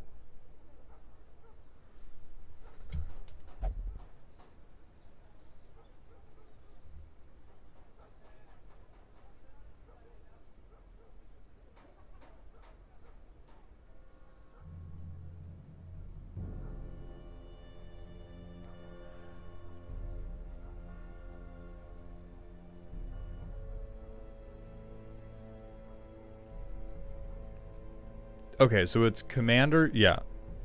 Okay, so we don't have Coat of Arms.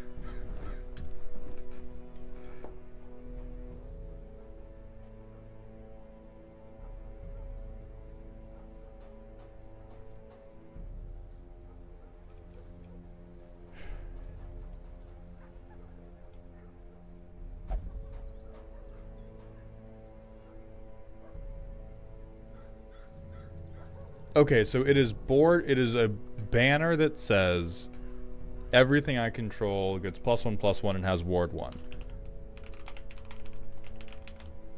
So it's Flowering of the White Tree, except the Ward 1 applies to non-legendary creatures, and this part says legendary creatures, my commander has infinite Coat of Arms. I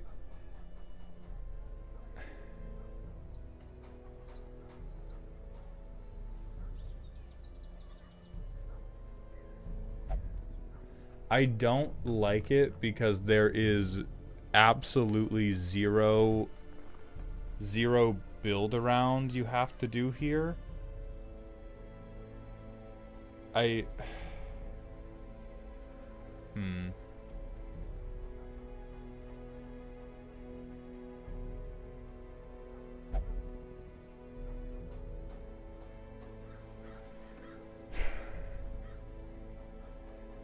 If the commander leaves, the buffs disappear. That is generally how commanders work.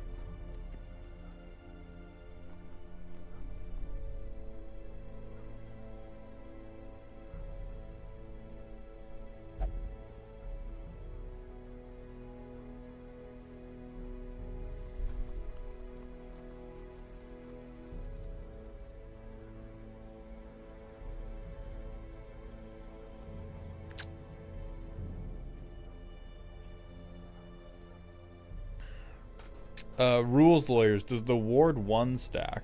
That's critically important. DMC, thank you for the 100-bit cheer. At this point, anyone that makes a custom Eldrazi card should be forced to undergo psychiatric observation for 48 hours. So true. The ward stacks, then instantly no. Yeah, instantly no. This is just, I have my commander, I play literally any combination of creatures, and flavor does not matter, deck build does not matter. I hit you with my Voltron man.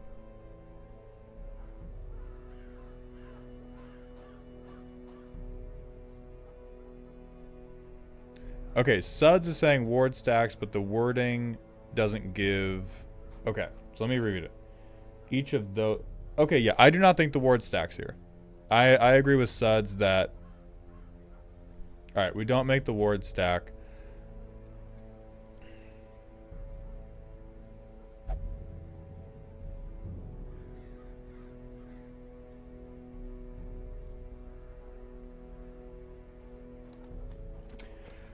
My final determination is this is cute. I would never let you play it against me. I am sure that you can build this deck in a reasonable way if you are attempting to go for the specific yaoi flavor of whatever this art panel is from. Like, I think it can be built, quote unquote, ethically. This effect is so quickly fucked up and strong that I would never trust anybody who was like, oh yeah, this is my cute custom commander deck. 3-3 Elk, thank you for the raid, my friend. We will give a shout out.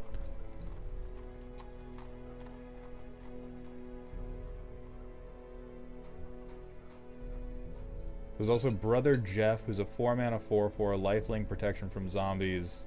When they attack, exile a card from each opponent's graveyard. Attacking creatures get +2/+2 and trample until end of turn. For each player with no cards in their graveyard, you attack this turn. Yeah, like, this is much more reasonable. This is very, like, we have a specific payoff we're going for. We have a little bit of control going on. This can get up to a pretty big anthem, but the exile only goes off when they attack.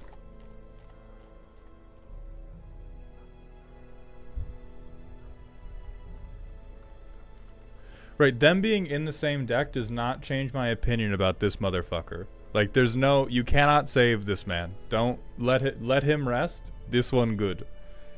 Then Pope Alexander, 6-mana all pip 4/3, indestructible as long as you have 2 other clerics. Whenever you cast a miracle, reveal the bottom card of your library. If the revealed card's mana cost is equal or less than that spell's mana value, you may cast it without paying its mana cost. Otherwise, put it in your hand. Listen. This effect, as written, I don't think is that bad. Because Mardu Miracles is very much not a thing. That said, after seeing the 2 other cards, I am incredibly confident that you have spoken 20, perhaps 30, busted as fuck Mardu Miracle cards into your custom commander deck. And so that is going to make me raise my goddamn eyebrows. No, y'all, I don't think they mean whenever you cast a spell with miracle, because it's specifically worded to be like when you activate the miracle clause. Oh no, Loregiver has asked me to check the Ko-Fi.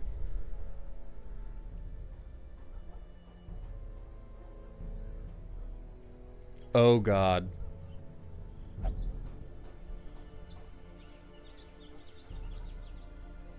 It's happened again, gang.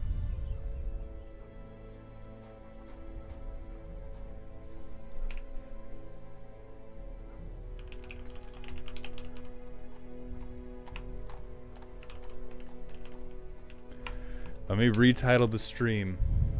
Real fast. Loregiver, thank you very much for this incredibly generous contribution. It was the $694.20 deluxe mango money tripod. I'm gonna go get Z.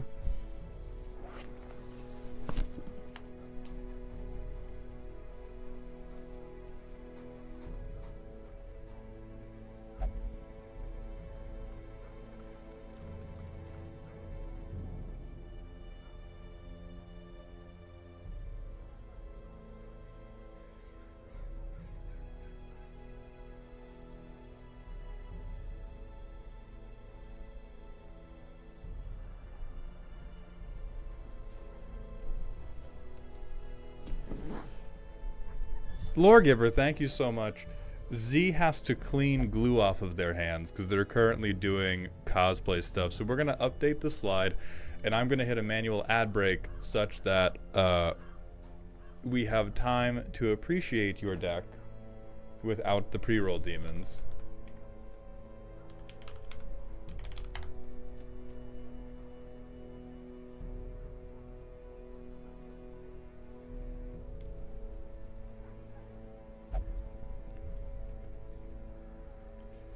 Where have I put the slide for the mango money tripod?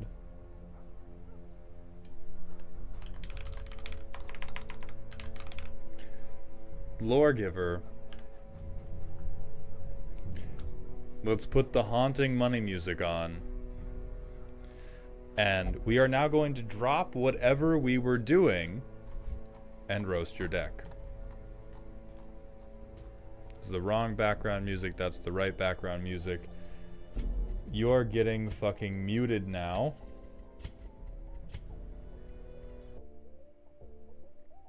Save. Goodbye.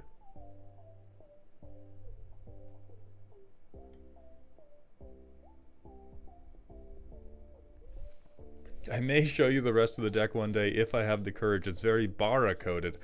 I don't know what that means, but thank you.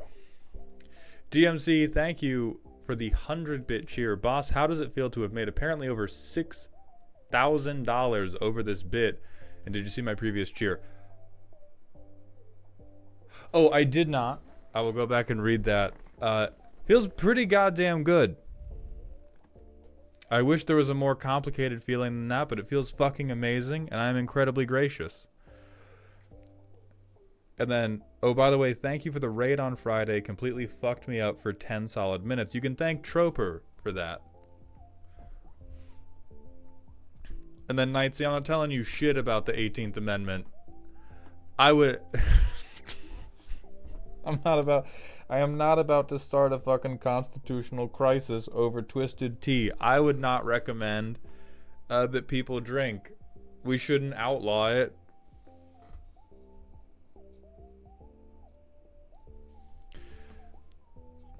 Alright, we're going to hit the manual ad break so that I can get some water. Z can finish de-gluing their hands, and we'll be right back.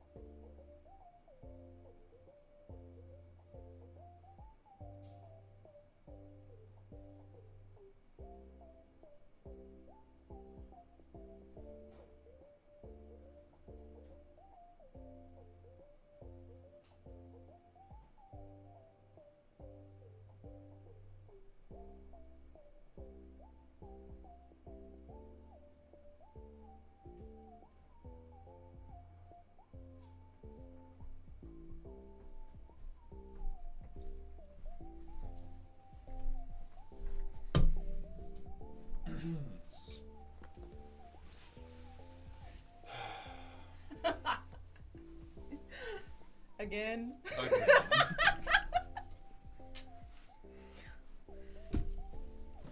Alright, I'll sit my ass down. I don't think you all understand how insane it is that you get me on here with no fucking makeup on. No glamour, no lashes, no jewelry, nothing. Alamar, thank you for the Twitch follow. Welcome to the doghouse, my friend. Alright, well, who the fuck did this, first of all? Lore giver did this. Oh my fucking god. You all are insane.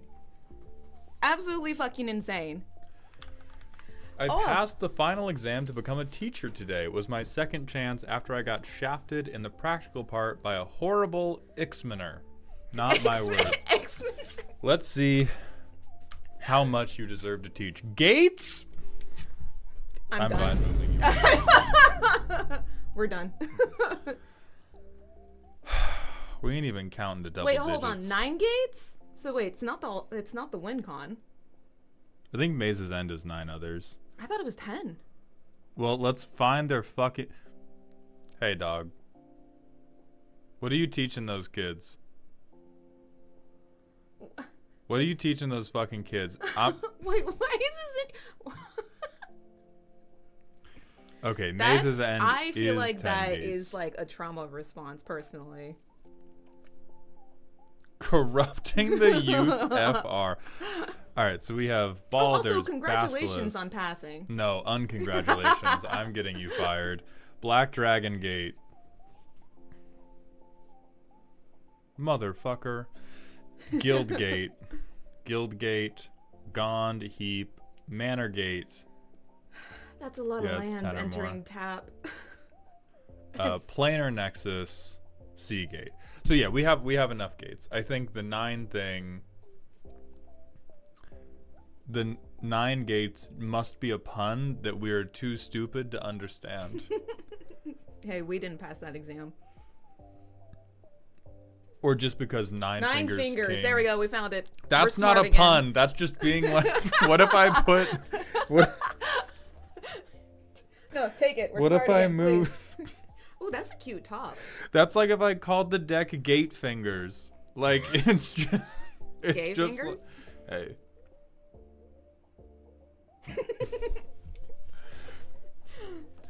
All right, so we have ramp. Fuck you. She deserves to be shot. So this is combat damage. I get a check top 9 for a gate. And then, if you control 9 or more, you get the rest of the cards. That's fucked up. It's too bad. Wait. Then if you control 9 or more gates, put the rest into your hand. Yeah, that just doesn't matter. If you control 9 or more gates, the only game action that should be happening is a touchdown dance. There should be no more drawing cards. There should be no more interaction. It should just be you working your fucking angles. Yeah, I'm pretty into it because I see a pretty femme with a knife. All right, so we have I'm easily persuaded. land ramp, gate check. Sword? Help, the pod learned what I was doing and unbanned land hate. Good. That's good on you. That's good on you to have a different potential way to win. And also, fuck you, by the way. Yeah, Zuza makes sense. Okay, land in hand to play, or... Yeah, that doesn't matter. Hey, look at me ramping. This is Land Baron the deck. Yeah. Land Baron, and I get to have stonery in my garden. So we have ETB check. Oh, wow. Wow, that's so fucking...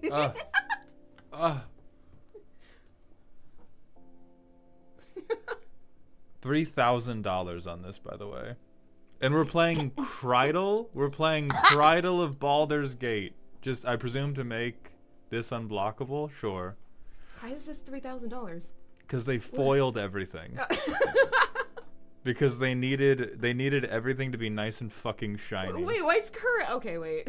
Kura's very, very... Oh, 3 lands, Kura, yeah. probably the most slept-on green creature in everything outside of bracket 4. Yeah. This is a fucked up and hateful card that if the green players could read, all of them would be running it. It is incredible heat, no matter what your deck is doing. I am surprised it dropped to $7. Yeah. Yeah, I'm also too good to run naturalize for sure. I get you. I'm also. They wanted a 2/2 for 3 mana. Come on. The fuck That's basic value. What old Magic used to be.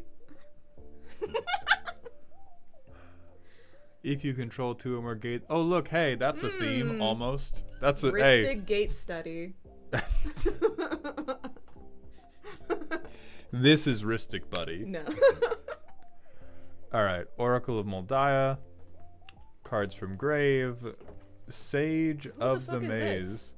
It's just a fucking mana dork. It's literally just a fucking mana. There's a whole paragraph in there about something happens if you control gates. This is a thing that casts Navigation Orb. That is all this motherfucker is. Speeve. Who is that? A card I'm legitimately surprised more people aren't running. This thing is fucked up and evil. Reveal cards from the top of your library until you reveal 2 land cards. Put those land cards in the battlefield tapped and the rest into the bottom of your library in random order. Hey! Yeah, like it is. Okay. You don't deserve this. I mean, it was in the race car set. Of course, nobody knows what it is. We're skipping ahead to this fucking Mystic Remora that you do not. That you do not fucking deserve. There's no goddamn way. At least when it comes to unoriginal good stuff, stay in your fucking lane. If you are going to have the personality of a functional zipper, stay a fucking zipper. Why are you trying to peek your American Express black card through the zipper at me? It had to be one of the top fancier ones, too. Yeah, hey, you deserve this. Ooh. I'm so happy they unbanned it, I'm not gonna lie. This looks like bracket... Yeah, it's bracket 3. It has 3 game changers picked. This is like... not enough interaction, but hey, some. This person is so unbothered by the board state. It is just looking to build their garden. That's all that's happening here. God, this is... Just trying to do some landscaping. This is what happens when we don't allow natural predators to exist in an environment. This is what happens when we don't have enough Mardu players running around with knives. Because we're not enough fast mana for 3. You think bracket 3 needs fast mana, you crazy motherfucker? What are you talking about? Their commander's 4 mana in a ramp deck. To qualify as a 4. Yeah. Wait. What's the ward cost on her? She has a ward cost? Pay 9 life. Pay 9 life? I'm paying instantly. I'll pay 9 life just to spit on this bitch. I don't even need there to be removal involved. I'll just point at it and be like, bitch! And then I'll pay 9. What else do you have in here? Oh wow, land to hand. Oh wow. Oh wow. So brave. So bold. Ah, the classics. Dog, scry 1, come on. You have almost everything so far has allowed you to go through your deck. I don't think we need to be. I don't think we need this. It's for unblockable, but I hate deeply. And then we have counter spells. Yeah, God forbid somebody else engage. Wait, is that a single counter spell? No, there's multiple. Yeah, okay. But yeah, God forbid anybody engage in an avenue of the game that is not searching for 10 lands that are named differently. Again, unbothered by the board state, is just trying to do landscaping and it is surrounded by mortars. Hey, sure. That works for you. I hate that it does, but this works for you. Insidious Dreams. What is that? I've never seen this. Oh, that's actually... Oh, that's foul.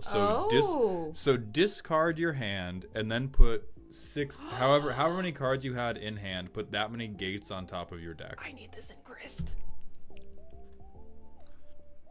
Why do we have gifts ungiven over crop rotation? Eris time, I'm going to present something that might be... Actually, Lore, you might be able to teach them this with your new certification. So, Eris, 4,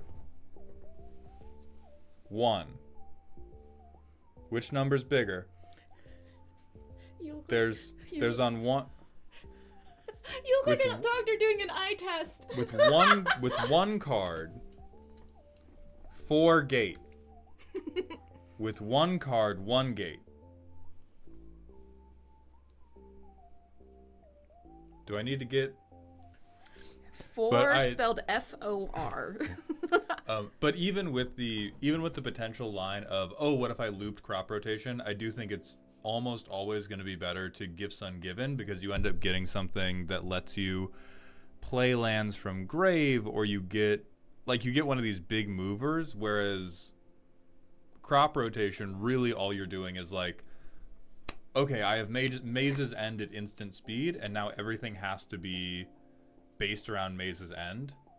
Versus, yeah, 3, okay, as Lore was saying, 3 gates plus life from the loam, and then no matter what you do, you win. Well, not win, but you're happy. This deck gives me the vision of like a closed community being obsessed with their lawn. And it's just get off my lawn. it's all the responses are like, oh, you're trying to get on my lawn? Fuck you. This is insane to me, honestly. This is insane. The fact that we're not just doing salt. The top. Hateful. Do we... Wait, is that even going to be worthwhile with how much you're searching for through your deck? It's possible that they have convinced themselves it is. There's so how many cards are searching through the deck? I think what is always better is doing solve the equation and just getting life from the loam and then using life from the loam versus, because if you're putting something third from the top at instant speed, you can either draw a lot or you have life from the loam in the grave already, setting up keen hit. Right, that's bad. That's what I was worried you were doing.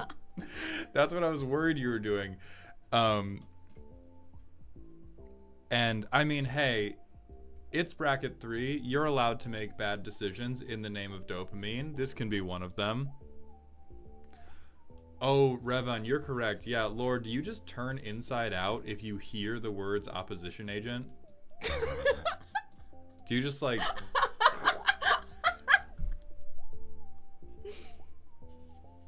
have a little cardboard prolapse? What's perfectly fine. I don't even want to know.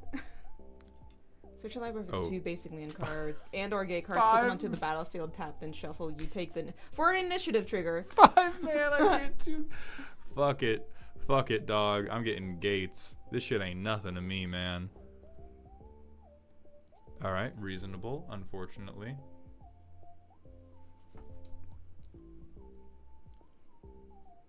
What? Was there not a crop rotation in here? Please tell me there was. No, because it's a game changer, and they're on Ungiven, Demo Tutor, and Glacial Chasm, which I do agree are the correct game changers for this deck. Or at least more correct than doing Crop Rot. Okay, so we included Pick Your Poison. Dog. But not Naturalize. Dog. I've never seen that Ponder before. What the hell? And that's really cool. And what it's you should do, second deck, Trade Binder. You show them the Trade Binder, and then you play a deck that doesn't have fucking opt in it.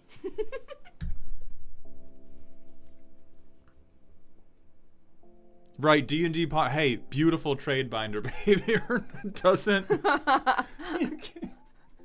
If we were in a game, like, let's pretend for a moment that you had paid us not to shit talk, but you had paid us to coach.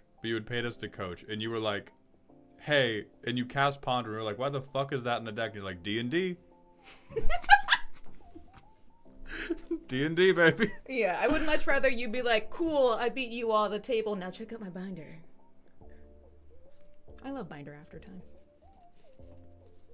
Like, the time I will totally forgive a, like, this is a theme include, when the theme pervades the entire deck. The rest of this deck is I am the entire homeowners association. And then we've got one lone Ponder in here trying to hold up the entirety of the D&D vibe. That's why I'm not particularly sympathetic to it, is we can't go like, all right, here's my tutor, here are my OG duels, here are some foil lands, here are my gates, here are my tutors for the gates, here is a tutor to find the tutors for the gates, here is an untap package, here's gift ungivens, and then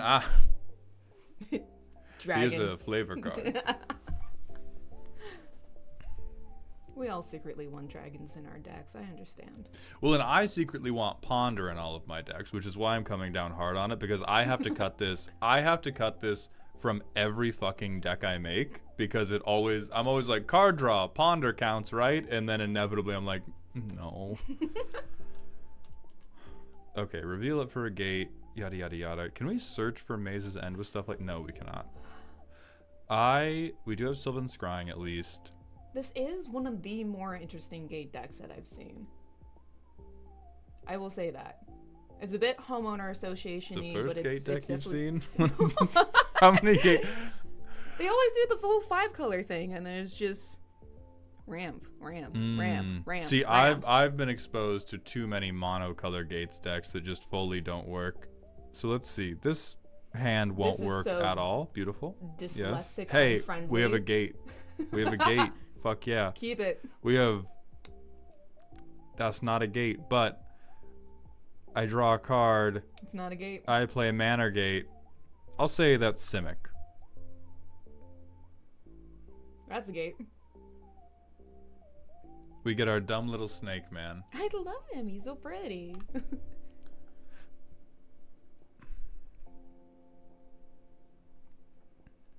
Don't think we want to open the way yet. We do just want this fucking card in our graveyard, so I'd probably just cast Life from the Loam apropos of nothing. And then... Why didn't we cast Brainstorm instead? We're doing both. Oh, and we're just gonna put... We're just gonna put lands on top of our library so that next turn... So now next turn, instead of drawing... Hey, look, I dredged 3, and oh my god, it's those lands I already knew about. Isn't that insane? I play Nine Fingers King. This is all okay. What is that? Oh, Sylvan Scrying. Yeah, Sylvan Scrying so we can get Maze's End. I'm going to play... Oh, wait, no, I played a land already. Yeah, this is turn 4. All we do is cast our commander. Turn 5. Hell yeah, brother. Hell yeah. I'm going to crack Polluted Delta for... Yeah, for a gate. Fuck it. You probably need the help. I cheat blatantly to advance my game plan. Sorry, my gate plan. I move to combat. I pray to the Lord in heaven that nobody has 2 blockers this early. And I long-term plans Talon Gates of Madara into a hittable position for Nine Fingers Keen. I get that. Isn't that beautiful? Nobody removes anything I do because that would be very, very mean. I open the way for X equals 3. 1. Oh, holy shit. 2 gates? 2 gates in a forest. That's actually way better than I thought it was going to be.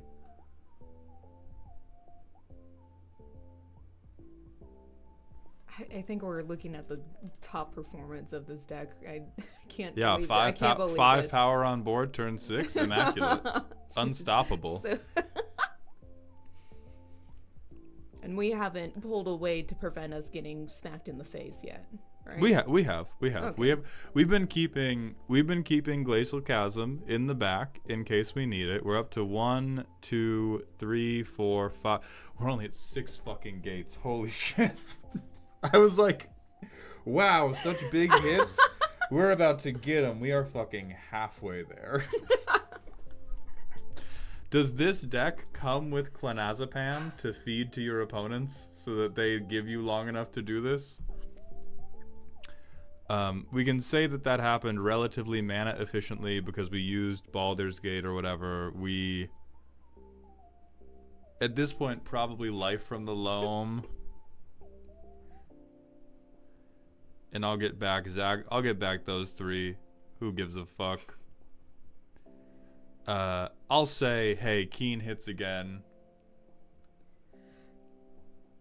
There we go. Great. Gate to field. You're gonna have to little bean your way for so many of your games with this deck.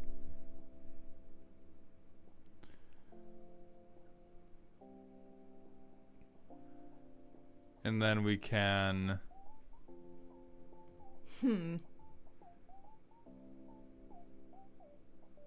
If we had something for untapping, I think we would be able to just like rip Maze's End over and over and over.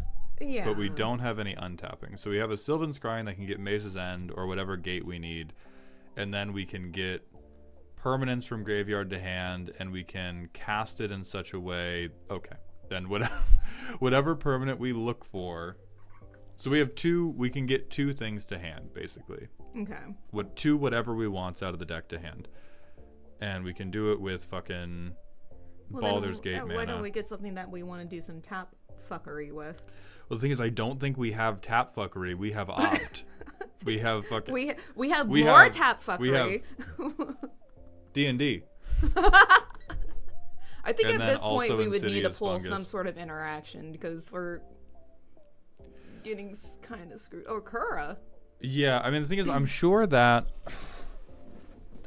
we can play this deck better than... Spelunking. That's our untapped thing. Yeah, so we can do Spelunking, Maze's End, and then pray that everybody has continued to not look at us for one singular moment. And then we win from here. I don't think it happens this turn, but we have to... Let's see.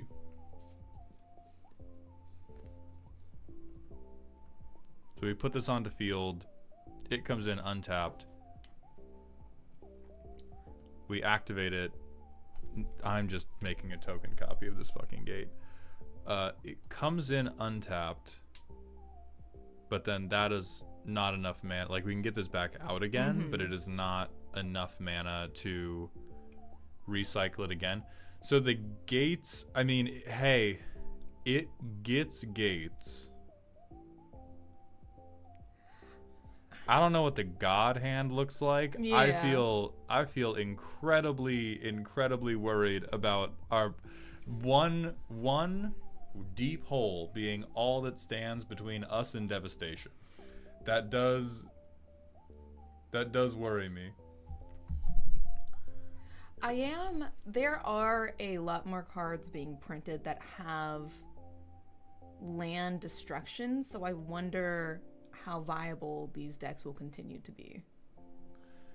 That is fair too, because we have like, let's see, we can stop. Hell yeah.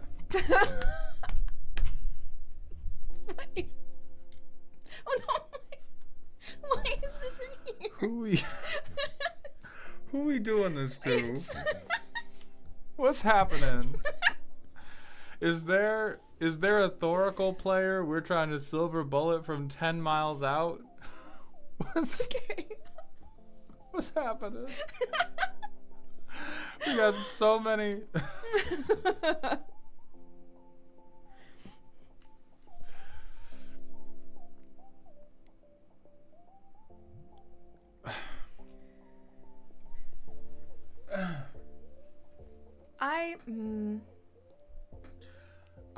I'm dying over here on the snip snap between like I'm at a loss they want to for touch words. so I'm at a many loss for cards. words. They want to touch so many cards. Can you blame them for wanting to touch I all their can. cards? I can. Like we're paying.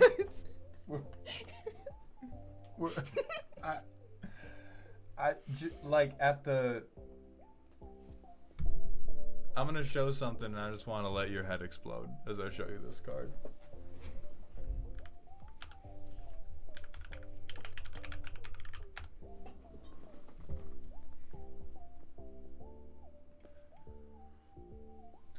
I just want you to read. I just want you to think about what happens if you pick 5 paw prints, dog. I actually beg of you to switch these out. There's so much. There's so much stuff in here that it's sorcery. Oh, sorry, sorcery to do all of this. I'm sorry you can't cast this on somebody else's turn. Bad card, throw it away. bad card in the trash. Oh my god. Not like me, who holds up 8 mana every turn. Z, Man, just cast Fact or Fiction. Z, you having a face mask for my 3-way was absolute perfection, just a heads up. I'm so glad to hear that. You almost caught me putting on face paint because I'm doing a Massacre Girl transition video, and that would have been hilarious.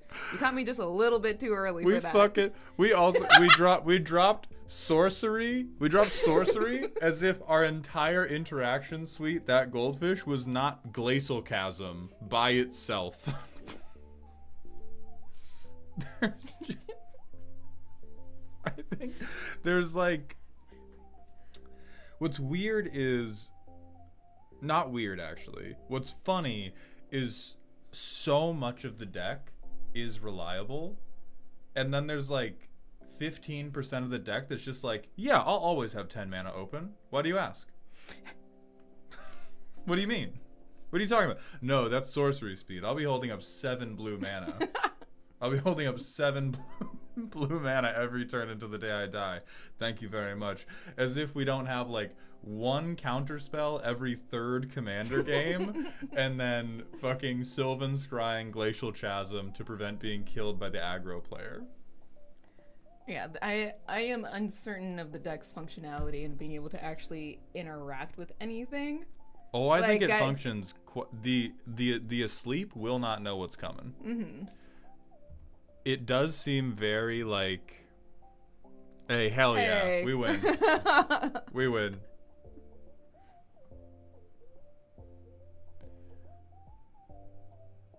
Oh, cut this. Sorcery. Yeah. Throw it out. Sorry, sorcery. Oh, explore the under... Throw it out. Sorcery. Oh, yeah, my fault. Yeah, sorry. Sorcery. Sorcery. In fact, not instant speed. Toxic Deluge? Is that? Oh, that? so Oh, sweet. sorry. Oh, Oh, I'm so sorry. Damn. Bad card. What can we? Hold on. I know what we can replace with toxic deluge. Now. Tragic sloppy. is what I thought you were typing out. Now I know it only hits one creature and probably doesn't even kill that creature, but however Hideous instant laughter. speed. Also, Entario, thank you for the 100-bit cheer. Remember, kids, a few pieces of targeted land destruction don't automatically make your deck a bracket 4. Very true. And then Tetroons, thank you for the 500-bit cheer. And DMC, thank you for the 100 bits. By the way, boss, the word is pronounced chasm, if you're curious. Thank you for that. Thank you for that heads up. Tragic slop, the new card. I mean, the deck is good. It works. The deck does work. I am he's back. I am endlessly amused at where the lines are drawn between, like, oh, this is a flavor card and this is a good stuff card, and where we're like, no, that's not functional. I'd have to cast it on my turn.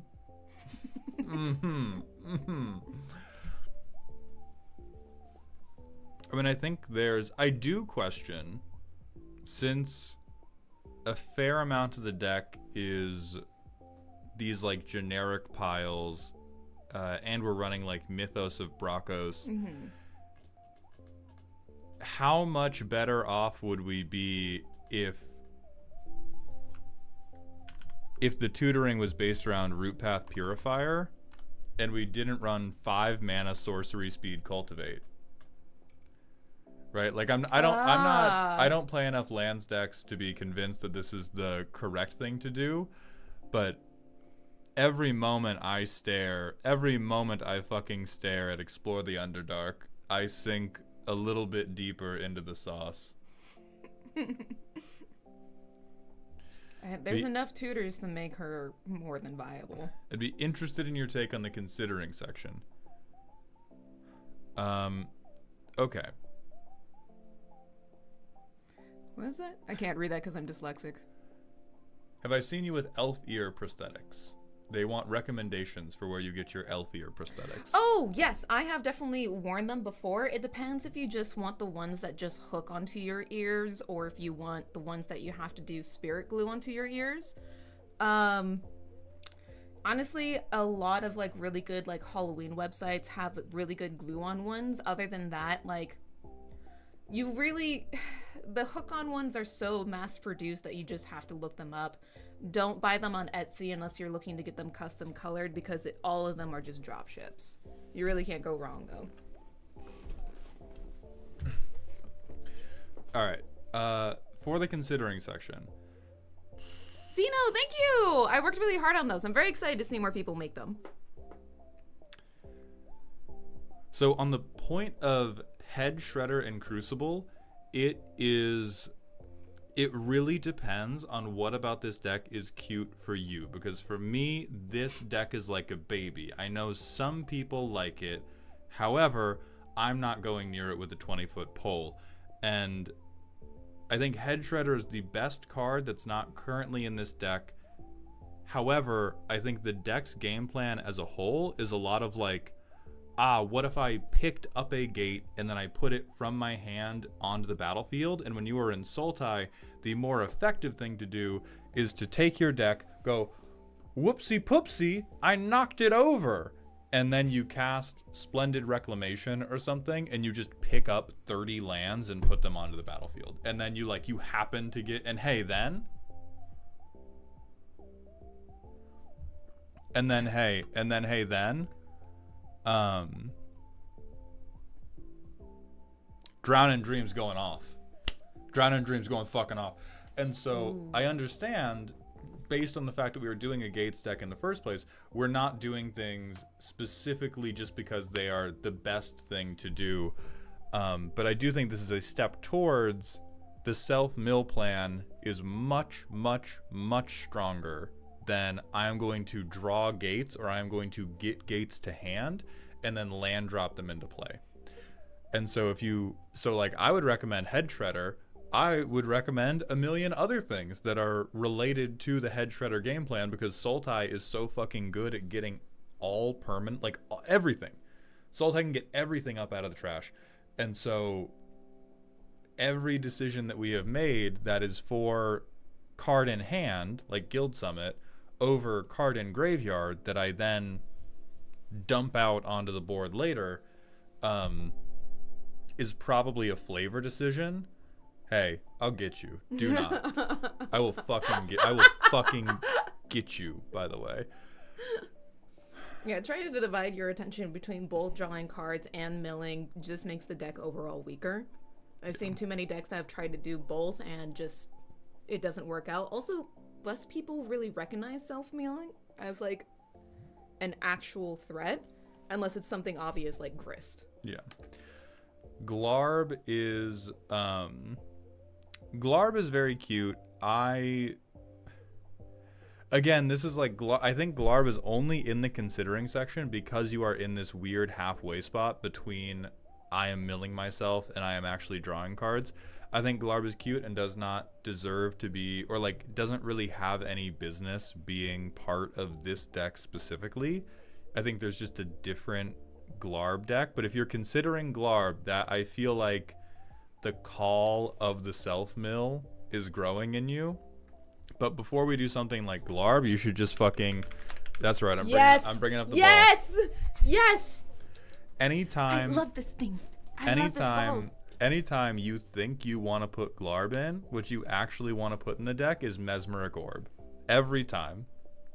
Every time.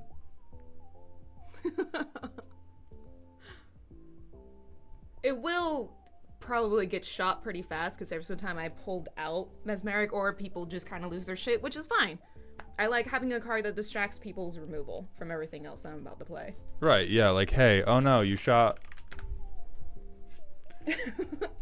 Because this is what everything is building to, where Hermit Druid into Splendid Reclamation is the best thing this deck can do every single game.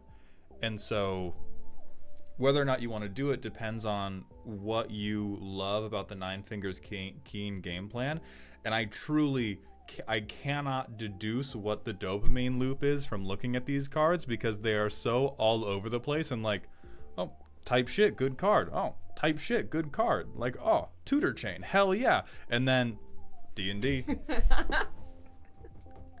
So like, because we have taken we've taken a fucking Price is Right wheel and spun it to decide how thematic each card pick is going to be, I can't make a consistent recommendation. I do not want to do self-mill. Been there, done that. Just stare at the camera, baby. Just... Sorry, I was staring at the loam. I'll figure it out. I'll be able to Steinfield one day. Steinfield. What is it? There's not a... Seinfeld? No. Nope. I mean, Seinfeld's a show, Seinfeld, but it's not a... it. Yeah, we gotta go one or the other with this deck. Yeah, so, and I also think that... So, similar to how anytime you want to put in Glarb, you actually want to put in Mesmeric Orb or Hermit Druid, I think anytime you want to put in Field of the Dead, that is you wanting to put in more good interaction. Because we have, let's see, we have one piece of non-creature interaction. This is really protection. Like, maybe you could stuff a win by phasing out somebody's creature, but it's one piece of proactive interaction, 2 pieces, but only on something with a medium butt or smaller, 2.5 pieces because it's fucking time counters, 3.5 pieces, a mass piece, and then I know we have Toxic Deluge, so let me find the sorceries. So we're on like 8 pieces of interaction total. That is across board wipes, removal. We have almost no way to remove creatures. We have, I think, like 3 or 4 ways to remove artifacts or enchantments. And so I think anytime you're like, ooh, Field of the Dead would be really good to alleviate all this combat pressure you're feeling, what you're feeling is the lack of murder that's within you. And we need to be much, much bigger on gratuitous violence, I think. Like, I think there's other fruits and vegetables stuff, like Soul Shatter, that's not necessarily thematic to the deck, but is thematic to you not getting beaten to death before you can put 10 gates onto the field. There's on-game plan stuff like Archdruid's Charm. However, this still ends up quite weak because if we're using it for interaction, the biggest thing on our board is going to be like a fucking 4/4. Maybe we get that Death Toucher on the field. You're asking for a 3-colored Pips 2 in a 3-color deck. Nah, they got it. It's gates.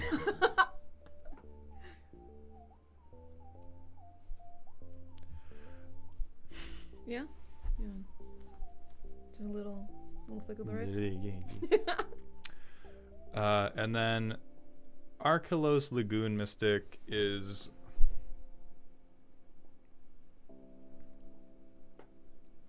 I'm not sure on additional untappy stuff because we are right on the edge of this just being some type of lands combo.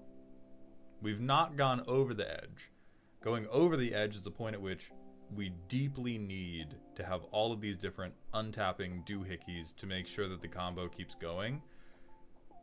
But we're kind of on mid-rangey lands where I can take a combo-ish turn later in the game if you've let me collect enough gates and I have Gaunt Gate. So I'm not totally sold on these either.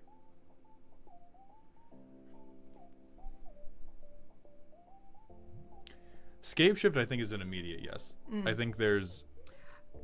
I've seen it played multiple times and it's always devastating. Yeah, like because we can't or because we become unbased around because we duck the basic land restriction, this is just like better than probably 90 of the 99 cards in this deck, no matter what our strategy is. Like, we don't even have to be on self-mill for this to be good. We don't even have to have land recursion for this to be good. This just becomes everything that is not a gate is now a gate.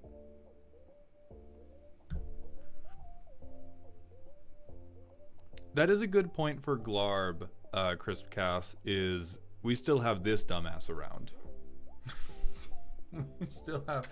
If we have room for this guy, we do have room for Glarb to eat this fucking guy. And Glarb is much cuter than the Centaur. So Glarb can probably go in for him.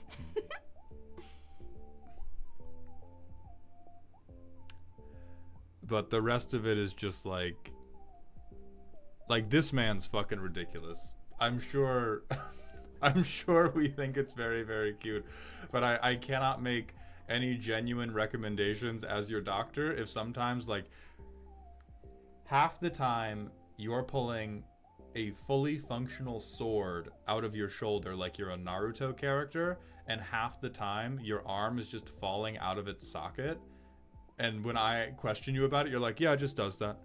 It's cool. I think Omo does not make sense for the 99. If you are on Omo as commander, then it's just lands combo. Switch Coiling Oracle for not. Shut the fuck up. You're going to hate this, but I opened that at the pre-release. Of course you did. You pointed at the worst card in the deck. You pointed at the worst card in the deck and said, D&D. Of course you opened this shit at a pre-release.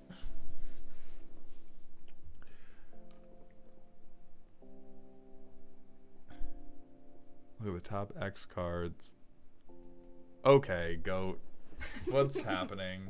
Like, we're on...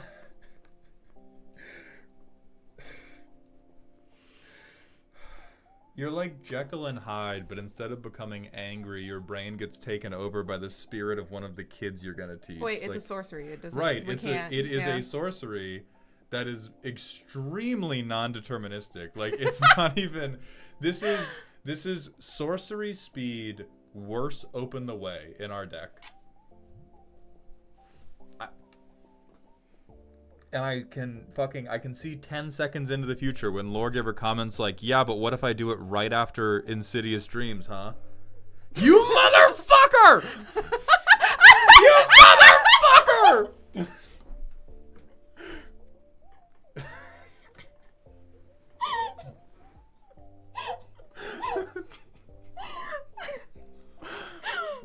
Oh my fucking god. If I got fucking soul red.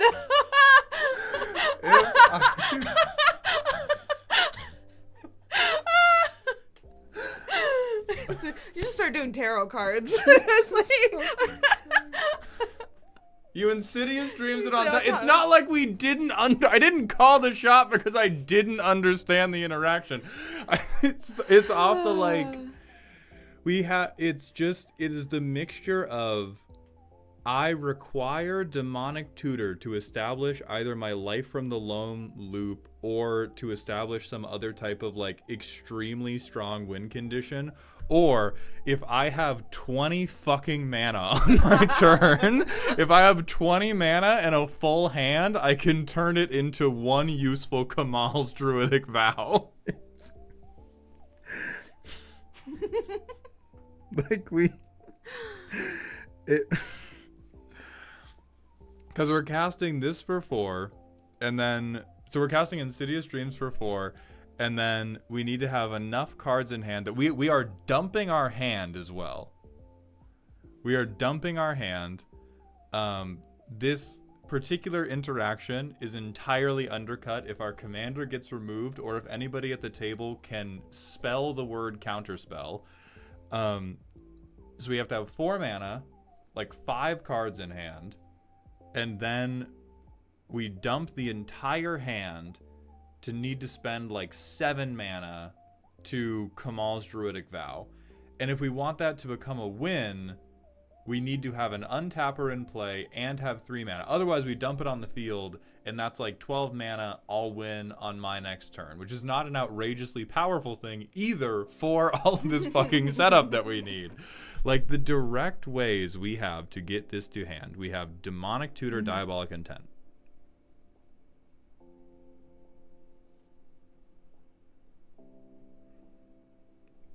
D&D. I'm putting you on the fucking slide.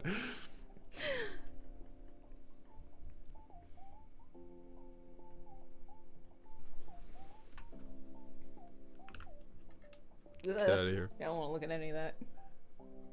You're on my fingy. Oh, sorry.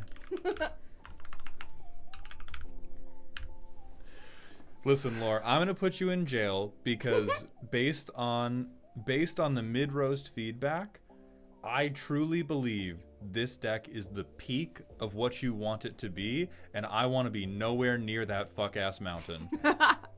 I am going to, when we end stream today, I'm going to pray for the children that you teach. I hope you are never teaching them anything about personal responsibility. But the deck works, and it is cute, and it is very nice that you have put in cards that inject your personality at the small cost of the deck's functionality. So thank you very much. Thank you very much for activating the Mango Money Moment tripod. Z, do you have anything else you want to say about this loam creation? Keep the dragon. Okay, bye! God damn it!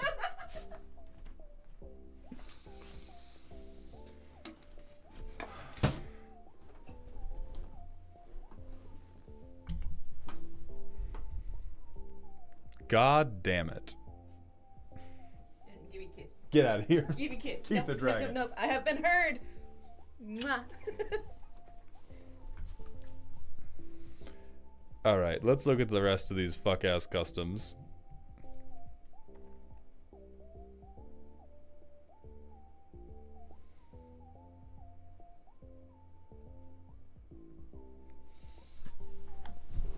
We have Phyrexian HR Office's Goldie Roger, King of Pirates, a 5-mana 5/5. On ETB, you become the Monarch. If you sack them, you become the Monarch, make 5 tap treasures. As long as Goldie Roger is in your graveyard, all pirates you control have haste. Yeah, that seems... I think that seems fine, barring any, like, untappy combo shenanigans with the 5 treasure tokens and a way to, like, recur them over and over. Like, outside of that, it's actually quite weak in terms of... There's some flavor there in terms of monarchy, in terms of making treasures, in terms of giving pirates haste. But yeah, I'd let you try this. This is totally unobjectionable. Totally unobjectionable. Anybody freaks out over this, they need to be locked into a room playing Standard for like 2 months. Then we have Sudsy Boy.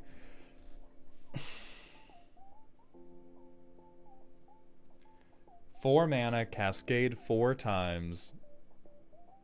Then you lose the game.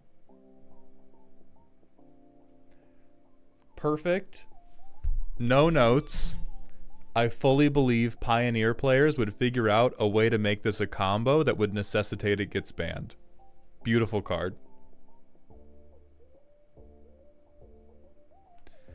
Then we have Memo Wolfie's card, the Eternal Phylactery, a 5-mana 2/4 with Indestructible. As long as you have 5 or less life, this isn't a creature. Whenever you draw a card, you may instead gain 2 life. Oh! You don't lose the game for having 0 or less life.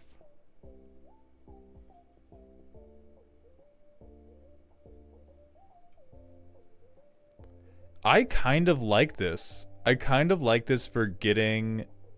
for it being... For the first fucking time, you have to trade the card for the life gain. Instead of the Sheoldred text of... I get the card and I get the life gain. Fuck you, you dumbass bitch.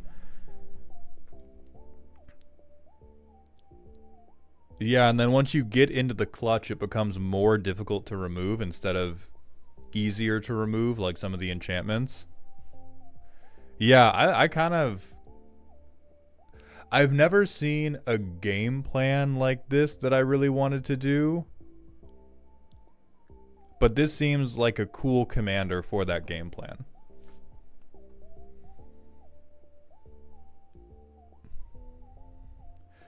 Wait, so if no one has artifact removal, they can just choose to not gain the life and never die.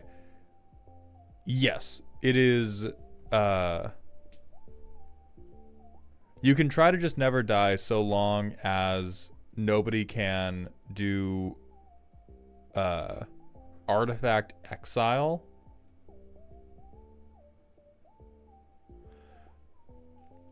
Oh yeah, you'd either deck yourself, commander damage can get you, an edict like pick your poison can get you, so forced sacrifice can get you. Oh yeah, you can choose to gain life instead of decking. Necropotence goes insanely hard with this, immediately banned. What a thought crime. What an instant fucking thought crime that was.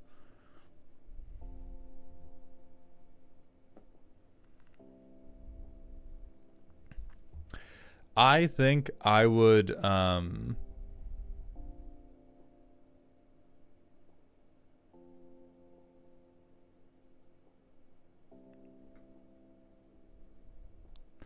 I rock with this. This does nothing with Necropotence, though? Yes, it does. It lets you Necropotence to 0 and then not lose for it. That's the Necropotence. Nobody's talking about, like, oh, crazy synergy. They're just talking about, I get to Necropotence to 0 life, and now nothing bad happens to me. We're not, like... Yeah, we're not going like, this is a specific combo with Necropotence. This is just, hey, what if we got rid of Necropotence's only downside? Or only downside that mattered. I think we would eventually get limited. Like, we could only necro for our life total because we can't pay life we don't have.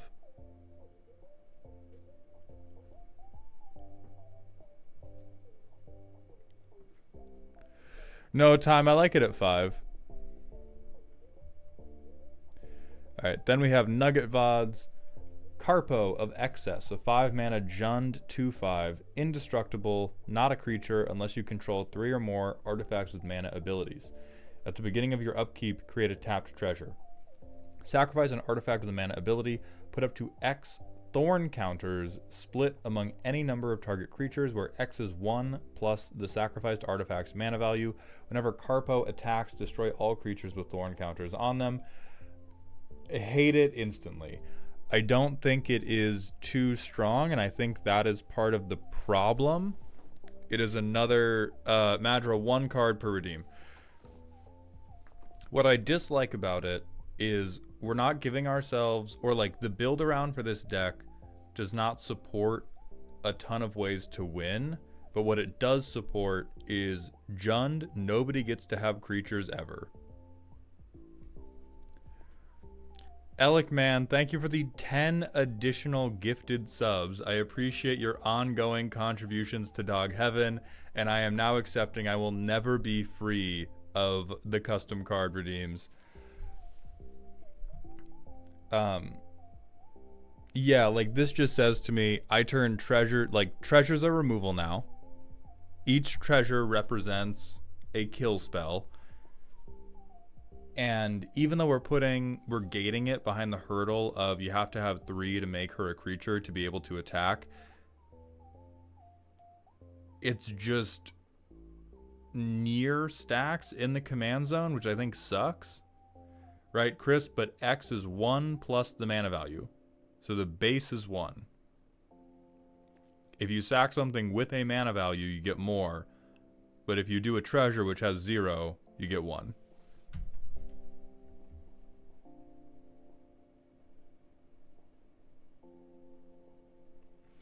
The weirdest one, thank you for the tier 1 sub for the 11th month in a row. Welcome back to the dog home.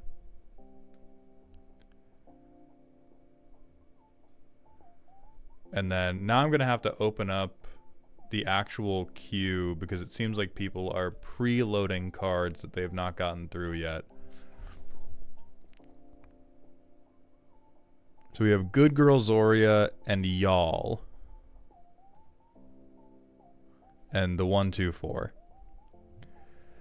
Impenetrable Ward, a 4 mana aura. Enchant creature. If you control enchanted creature, it has prot everything. Otherwise, everything has protection from enchanted creature. This effect does not remove Impenetrable Ward.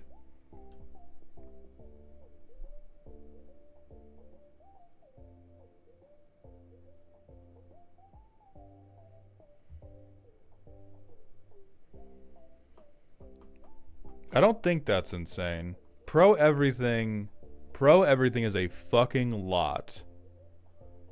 But it doesn't stop like a board wipe would still kill it. A non-damage based board wipe. Oh, Tetrunes, you did do a 500-bit cheer. Thank you for that contribution. We'll get your card too. Well, Ying, I don't think it's just complicated. I think it is a double-sided pacifism. Like, you can protect your thing from everything, or you can put somebody else's creature in dumb baby jail, which I do like. I think maybe the only thing I don't like about it is it's a lot of mana to not deny something its attack triggers, because the pacifism cards prevent attacking and blocking. This would effectively prevent blocking because stuff has protection from the enchanted creature. But if you just put this on something that has an attack trigger, yeah, the flexibility might be good enough because it also makes your thing unblockable. Yeah. Yeah, I think we could let this rock. Alright, Zoria.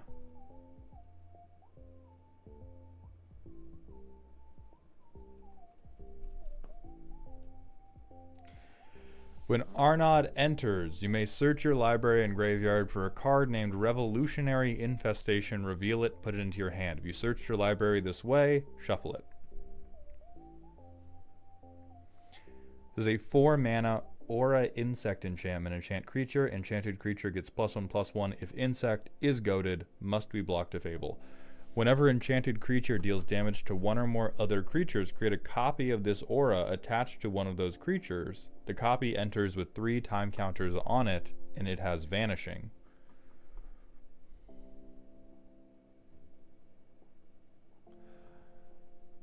This is another maybe.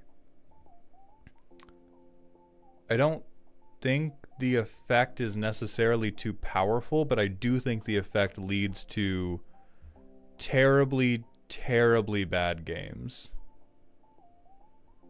The vanishing bit is good.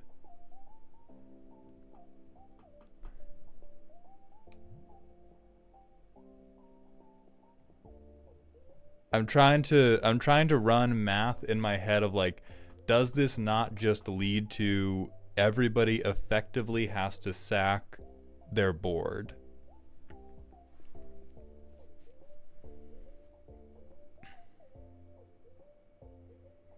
I mean, maybe not, because it's just must be blocked, but not must be blocked by all creatures. So if you threw something, I think that's probably fine. I think you could get like a transmitting infection that didn't necessarily take over every creature.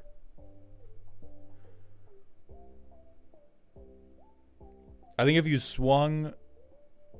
swung things in a dumb way, you could ruin a game with this, but we can't stop people from being stupid.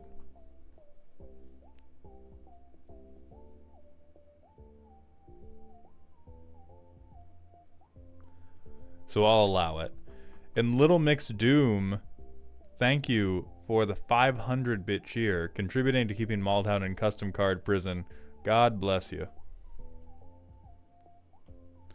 Alright, then we have y'all's channel point submission. Niv Mizzet washed up. You're fucking wrong. So a 3-mana 2/2. For 1 mana, discard a card.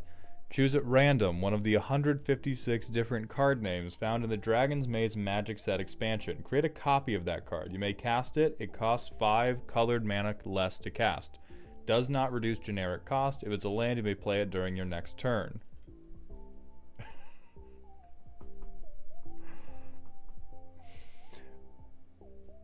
Hey.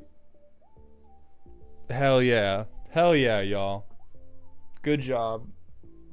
You know what? It brought a smile to my face while I was reading it, and I think that's the most we can hope for with this card.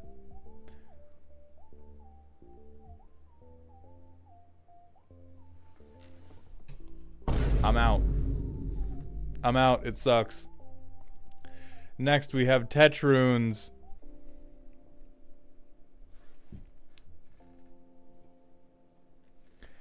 The Fall of Silvermoon.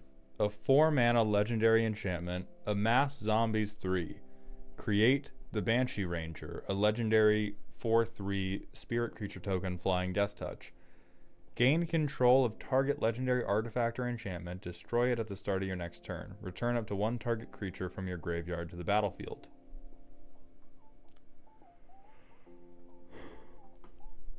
I haven't dealt a lot with sagas, but if anything, it feels too weak.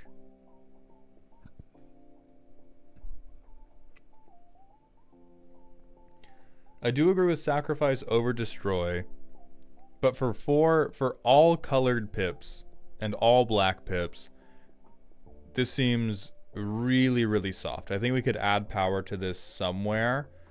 Whether you wanted to make the stat line of the Banshee Ranger higher, whether we changed Amass Zombies 3,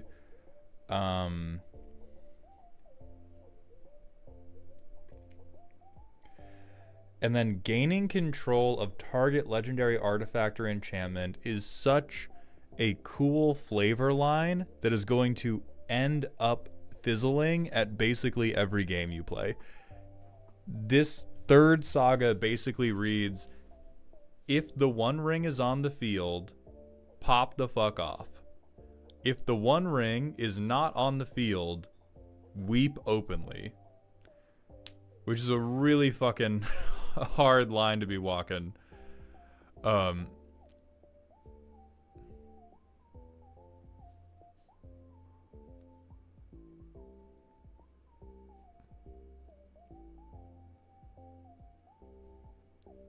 It does have a reanimation at the end, but if we're doing this just for the reanimation at the end, it's still far too weak. I think we could say legendary permanent. I don't know if the designer would find that appropriate for the flavor, but I would find that appropriate for the power of the card. But this just feels so bad for like get a dookie creature, get a decent creature, fizzle the ability. That sucks.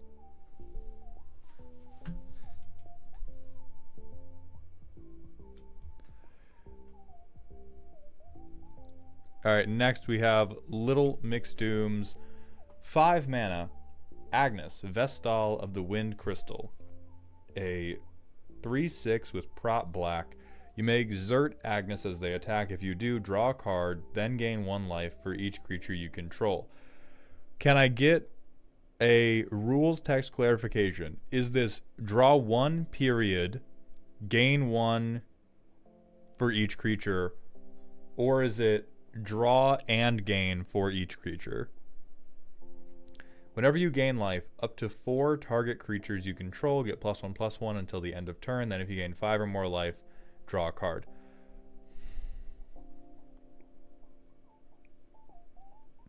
Comma separates. Okay. So draw 1 capped, gain 1 life for each attacking creature. So the draw's not fucked up.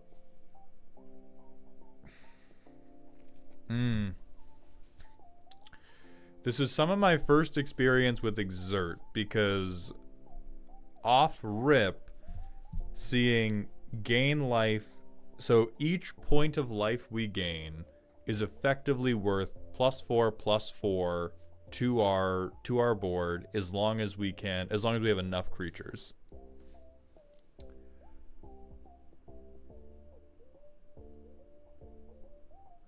It's definitely better than if it was counters. If it gave counters, I would be freaking the fuck out. Azorius is a flicker color, so Exert isn't a problem. I mean, it is, Cheese Moon. Like, if you plan to get around the Exert condition of this card by flickering it, that is like a commitment you have to make in deck building to be able to get around it. Oh, it's 1 instance. True. Sorry, my brain gave it the like my brain interpreted it as the like impassioned orator type thing where it's just 1 over and over and over again, but if this is just a life bomb, oh, then it might be way too weak.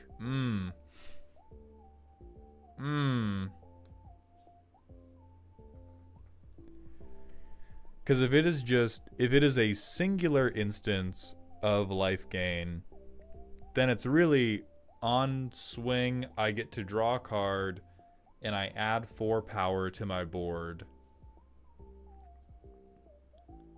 And if I have a really wide board, I get to draw 2.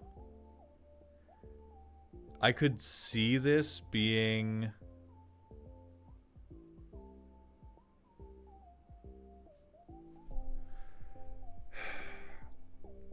I guess really it's like, I don't like this as a commander, but I could see you putting this in the 99 of Brago and everybody being like, oh fuck, shit ass.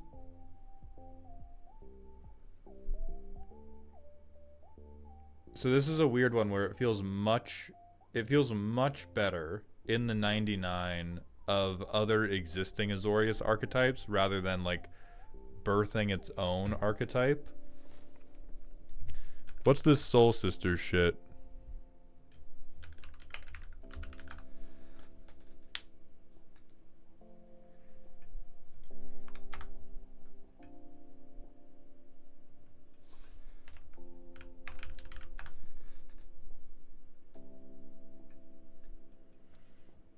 Oh, yeah.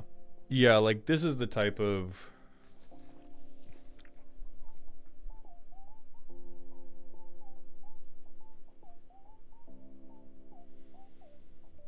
But that's typically, like, going over the top with Soul Warden triggers is typically just the Craterhoof version of green.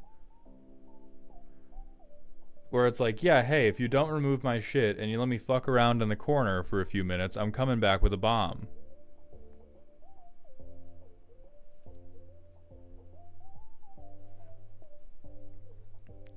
I feel like this is the type of commander where I freak out in the roast over them and I make some funny jokes and it ends up totally fine.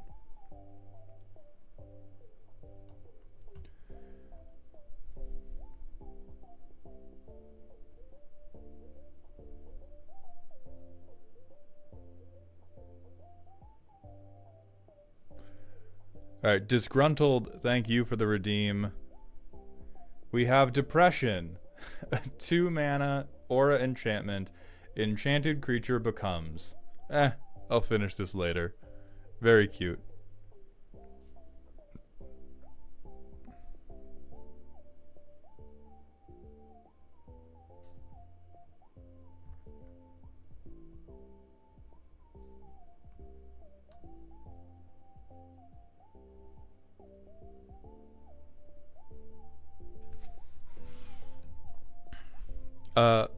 Little Mixed Doom, I see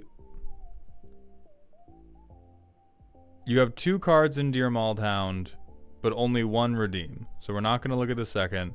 We are going to open up Elikman's cards. Here you are. Little Mixed Doom, thank you for the 500-bit cheer. I appreciate that contribution to the dog pile, of which you are currently on top. We will review your custom card post-haste. And then, Alec, you purchased 5, sent in 6. Is there one that I am missing from the queue? I do not think so.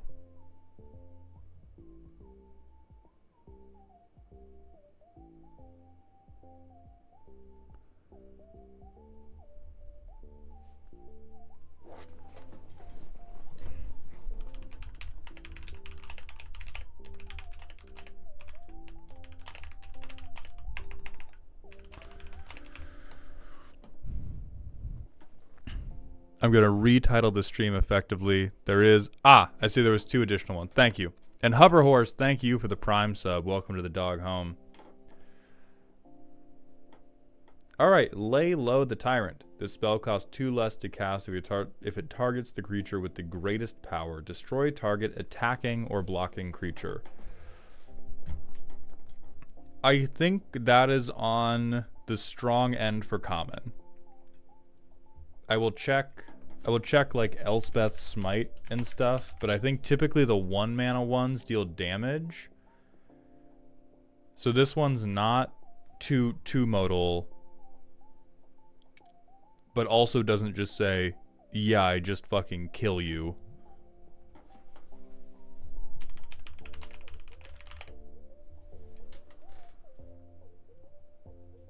Let's look in.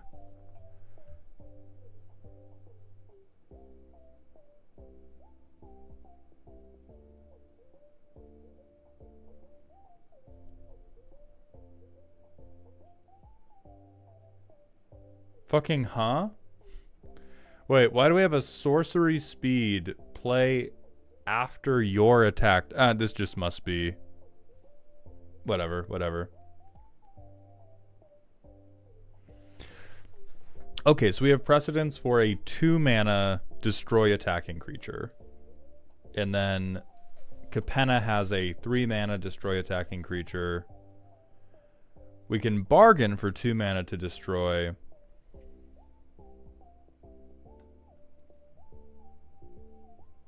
Okay, so I think that probably goes...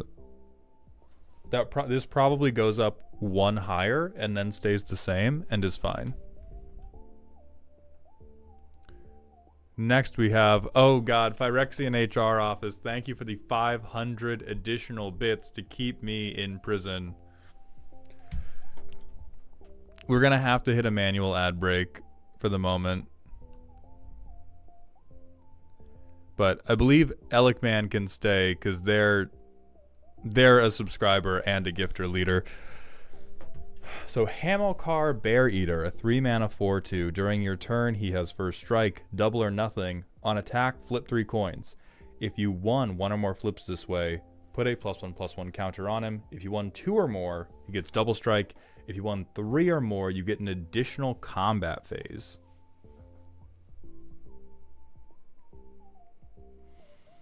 I like it. I'm going to approve this based on vibes. I think if you give it Krark's other thumb or some bullshit like that,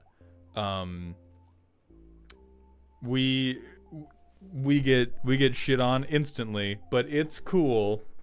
And it would be dope as fuck to win 3 coin flips and then kill a man. This is... Oh god, it's on attack. So is that like... I win 3, it becomes a 5/3. It has double strike. 10 commander damage. There's a new combat phase. If I win a single coin flip, that motherfucker dies. If I can swing it. Oh, I like that less. I like that less. You might have to call it, I think you have to do, if it's the first combat phase of the turn. Even then, because this is legitimately turn 4. If I am unblocked, I kill somebody. If I'm unblocked and can cheat coin flips, one player fucking dies. It is Red Finn the Fangbearer. So I think the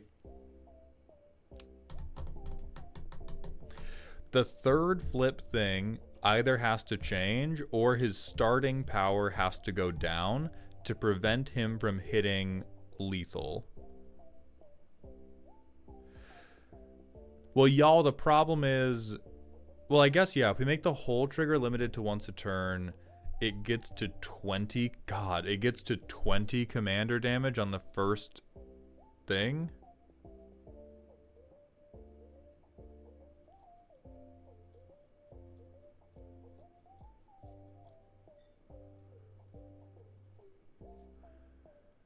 To be fair, so can Slicer. Alright, let's stay in good faith when we're in wacky fucking custom card territory.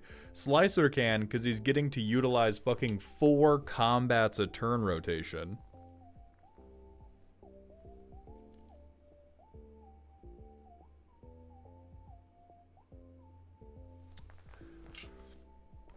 Yeah, he either has to be more expensive, his opening stat line needs to be shittier, and I do think the double or nothing trigger has to, like, the trigger as a whole has to only occur once each turn. Like, I think you get it the first time you swing him, and then if you swing him again, you don't get to double or nothing again. Not even because it's just going to push you into that weird spot of you are really, really good at killing one player the first time he swings, and then you probably get shot and you lose the game.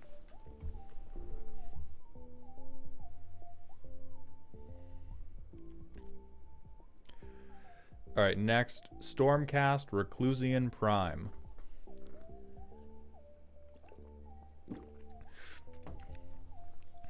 Four mana, 4/6, double strike, hexproof, devoid, and flash as always. On ETB or attack, deal 3 to all non-demigod creatures. When they die, exile it with 5 time counters on it, gain suspend. This one seems fine just because of how fucking expensive it is. Like, yeah, it's fucked up. Yeah, we're punishing everybody for having small creatures, but also it's 6 mana. Shoot him. Please check the design notes.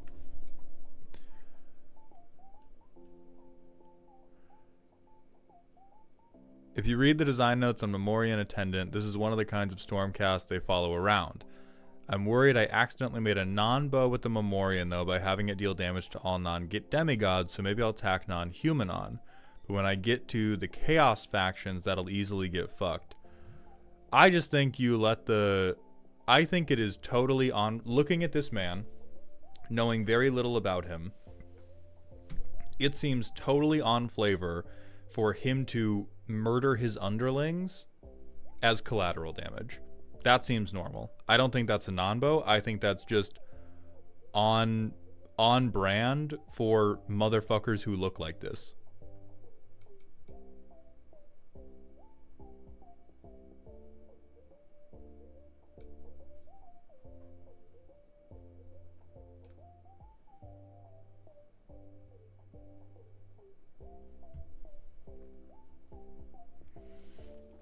Staunch defenders. Each creature you control can block an additional creature each combat. At the beginning of your end step, you may remove a counter from a creature you control or card you own in exile. If you do, draw a card.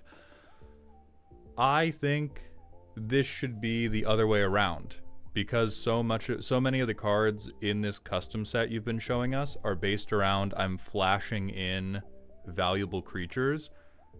I think you should either get an extra card or you get to remove a counter.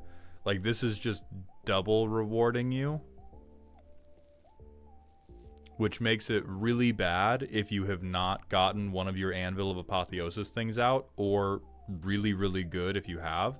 And I think it would be an altogether safer card, although it would probably have to go up 1 mana either way, to be either a draw engine or a suspend speed up engine.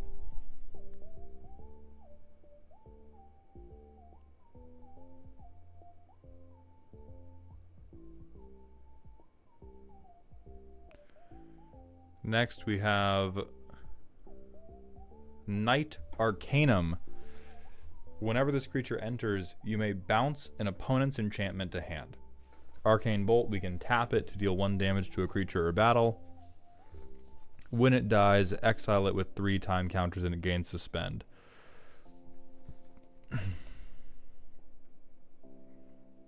I mean, I can't call a 3-mana 1/5 broken with a straight face. What, from a limited perspective, again, knowing that I am a full fucking idiot when it comes to card design, from a limited perspective, limiting this to creatures or battles, I believe, is a mistake. I think that typically creatures like these are put into the set to break staring contests. So you can have, you can have your big blocker, and then on their turn, you tap it to apply a little bit of damage. So I think this is like too commander pilled. I will believe you on the whole like enchantment specific hate. But for the Arcane Bolt thing, I think that should be able to go to a player.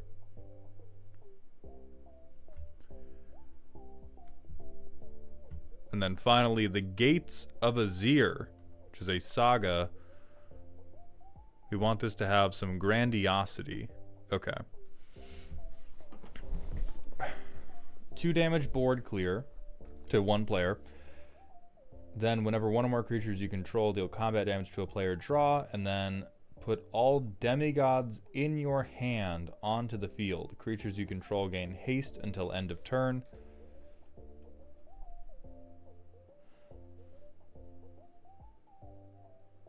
God, I might think this is too weak for 5 mana. 5 mana, wait 3 turns.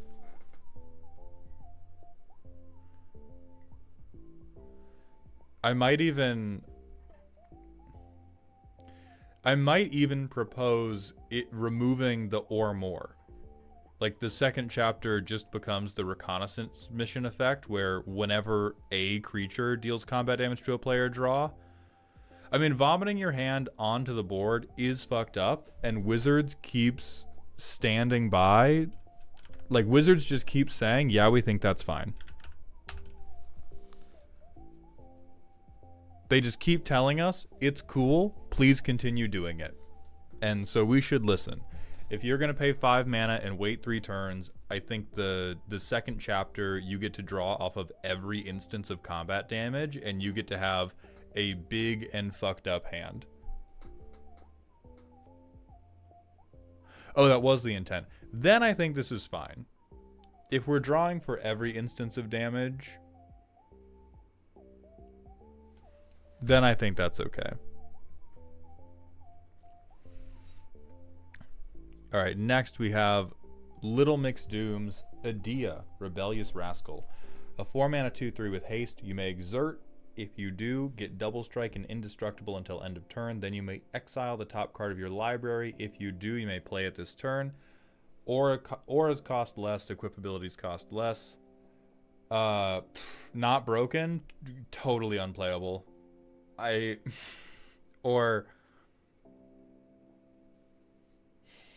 No, the internet's not going to understand if we clip this. It's not that it's bad, right? It's that it is so obviously good in such a specific way that this is a kick me sign as a commander. Right? We have a potential indestructible double striker where we are motivating you to Voltron on top of it, and I don't think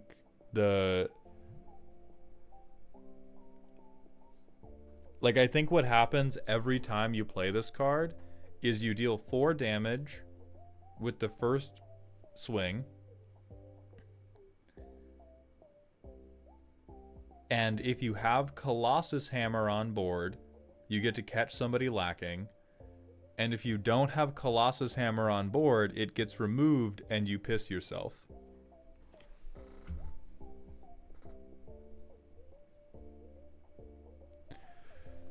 Which I just generally don't like as a design. Like I don't like these cards that feel very much like Brunor to me, where the entire deck is just like, hey, did you let me keep this guy? You're dead now. Did you not?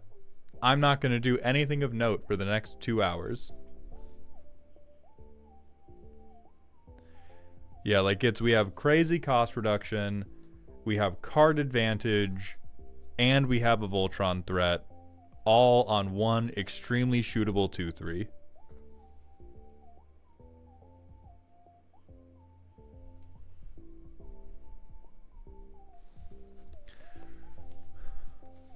Yeah, you put the Buster Sword on this motherfucker, I am crashing out. Hey, what's up, sweet Jimmy? So, I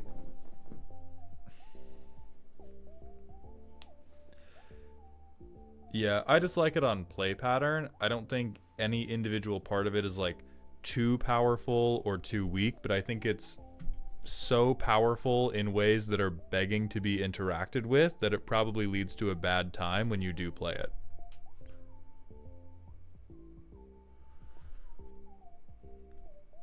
Then we have Phyrexian HR Office's Anti-Teen Telepath, a 3-mana, 4-color 2/4 that costs X less to cast, where X is the number of times you have already cast her in this game. So she gets half commander text.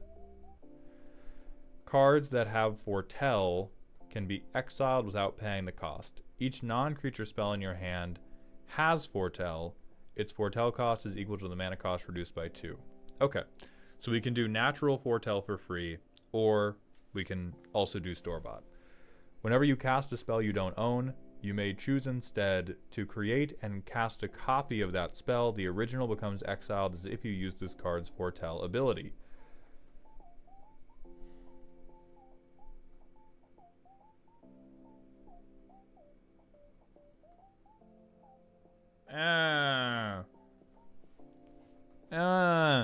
Okay. So we get 2 copies of every spell we steal. That seems pretty good. We don't get both copies for free. We get the first copy, and then we get a cost reduced by 2 copy.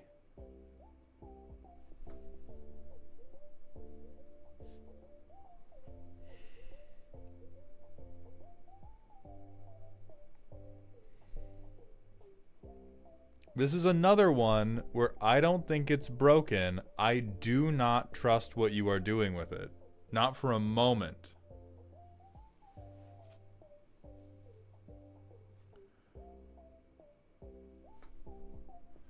So let's see. What's like the most fucked up thing we can do? We can do like mnemonic betrayal. And if we mnemonic betrayaled,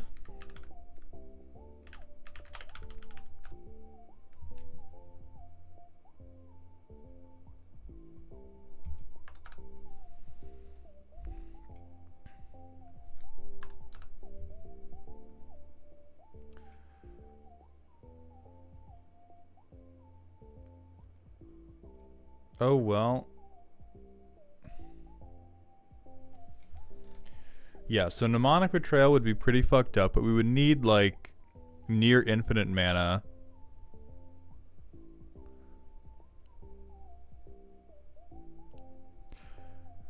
I mean, yeah, 4-color whatever. This is Grixis. Who gives a fuck about the white in this card?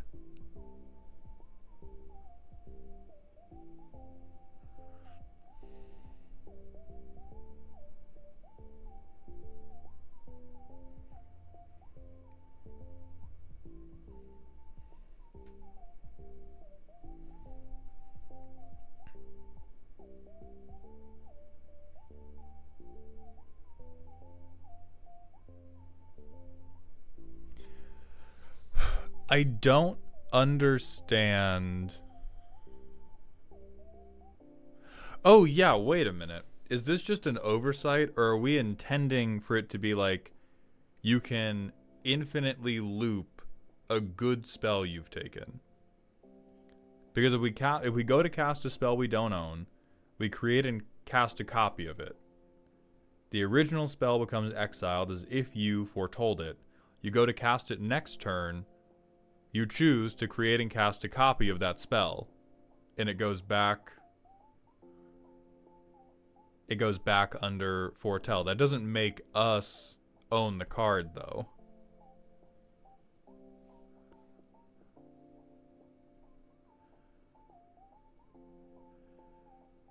Okay, then that is the first thing. Alright, so that is a verbal oversight. No, Madra, it's not about the copy, it is about the original stolen spell becoming exiled under your control even though you don't own it. That is what's going to allow you to do it over and over again. Okay, so we clean that up. And we only get, so the intention is to get 2 copies of everything we steal.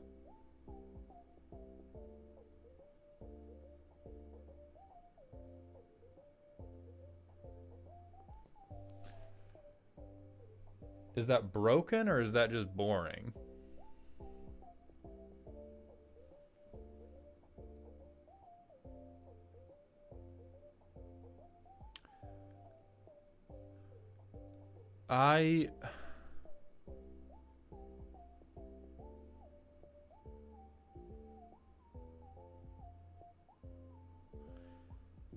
Yeah, I can understand foretelling because of whatever's going on with this like teen telepath character.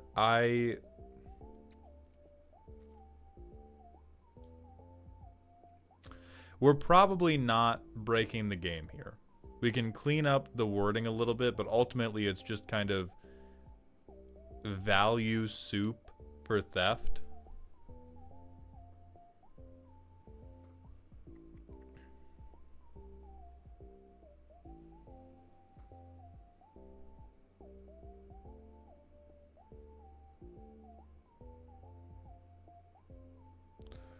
I mean, yeah, we're not gonna entertain the looping time walk allegations with what is clearly intended for bracket 2.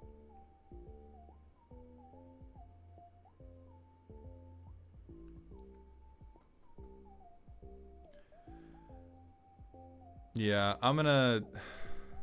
What is this doing that Jaleva isn't doing?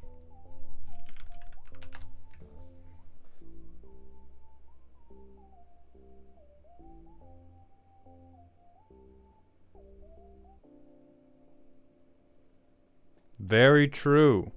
Very true. Can we hate this card without hating Jaleva?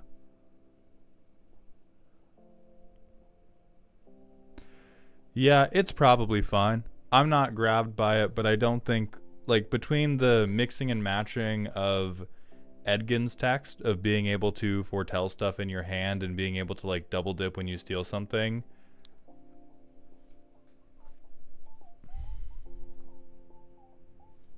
we're probably okay.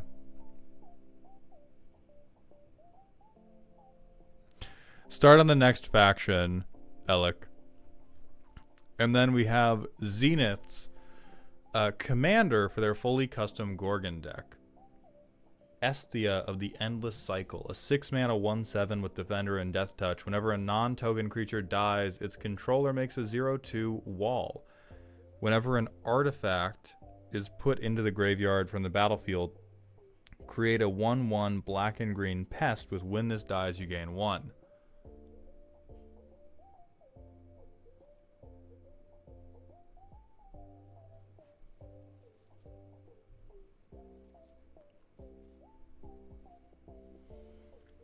I always grow suspicious on the whenever anything enters the graveyard being given to the Golgari players is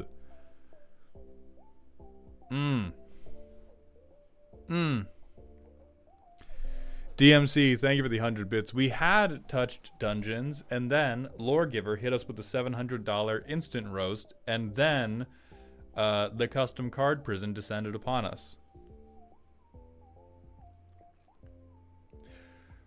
Zenith, non-insect artifact doesn't really matter. If we wanted to put a gate on this, it would probably be non-token. Like whenever a non-token artifact. I'm not sure if we require it at 6 mana. Because again, like,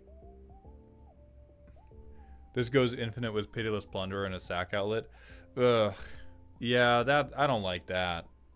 We let a large number of things go infinite with Pitiless Plunderer and a sack outlet. I don't think we need to introduce more of them into the world.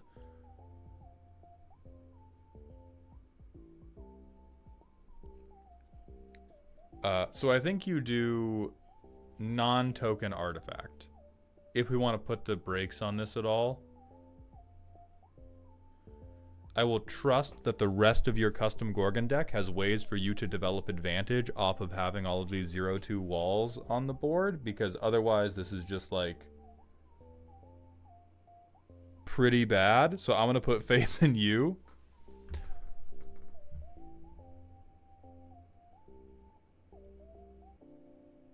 Yes, Alec, I said start the next faction.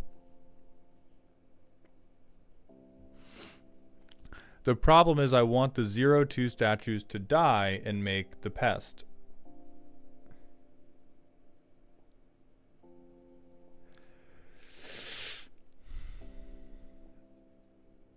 Yeah, you could staple make an insect on death to the wall tokens.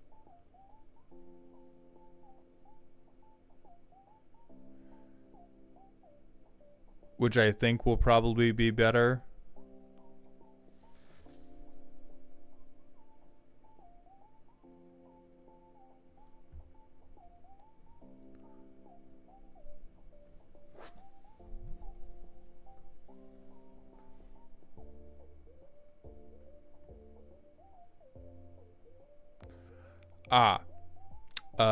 Destruction, Elikman.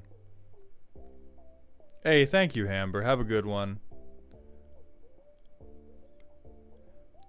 Yeah, and then obviously this is dependent on whatever other stuff you have in the Gorgon deck. That's probably on the weekend for 6 mana. For what is otherwise a just like a glorified blocker.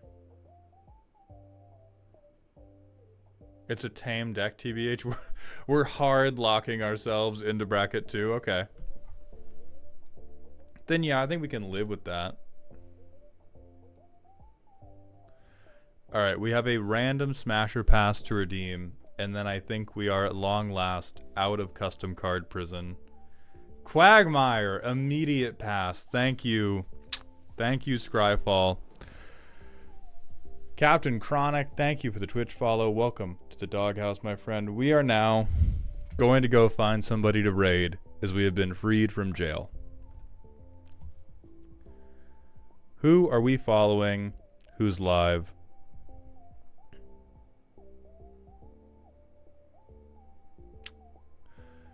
Beeps is away and I think ending soon.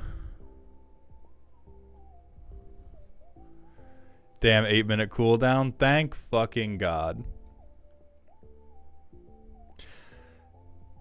Alright, you know what? We will return the favor and raid Voxy, because they raided us, I think, earlier in the week. Hit them with the indestructible Justin message.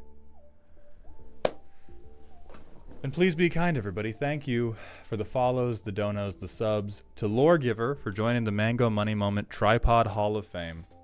I appreciate all of you very, very much. And I will be back tomorrow doing some more deck roasting. I hope to see you there at noon Pacific. And remember to stay toxic.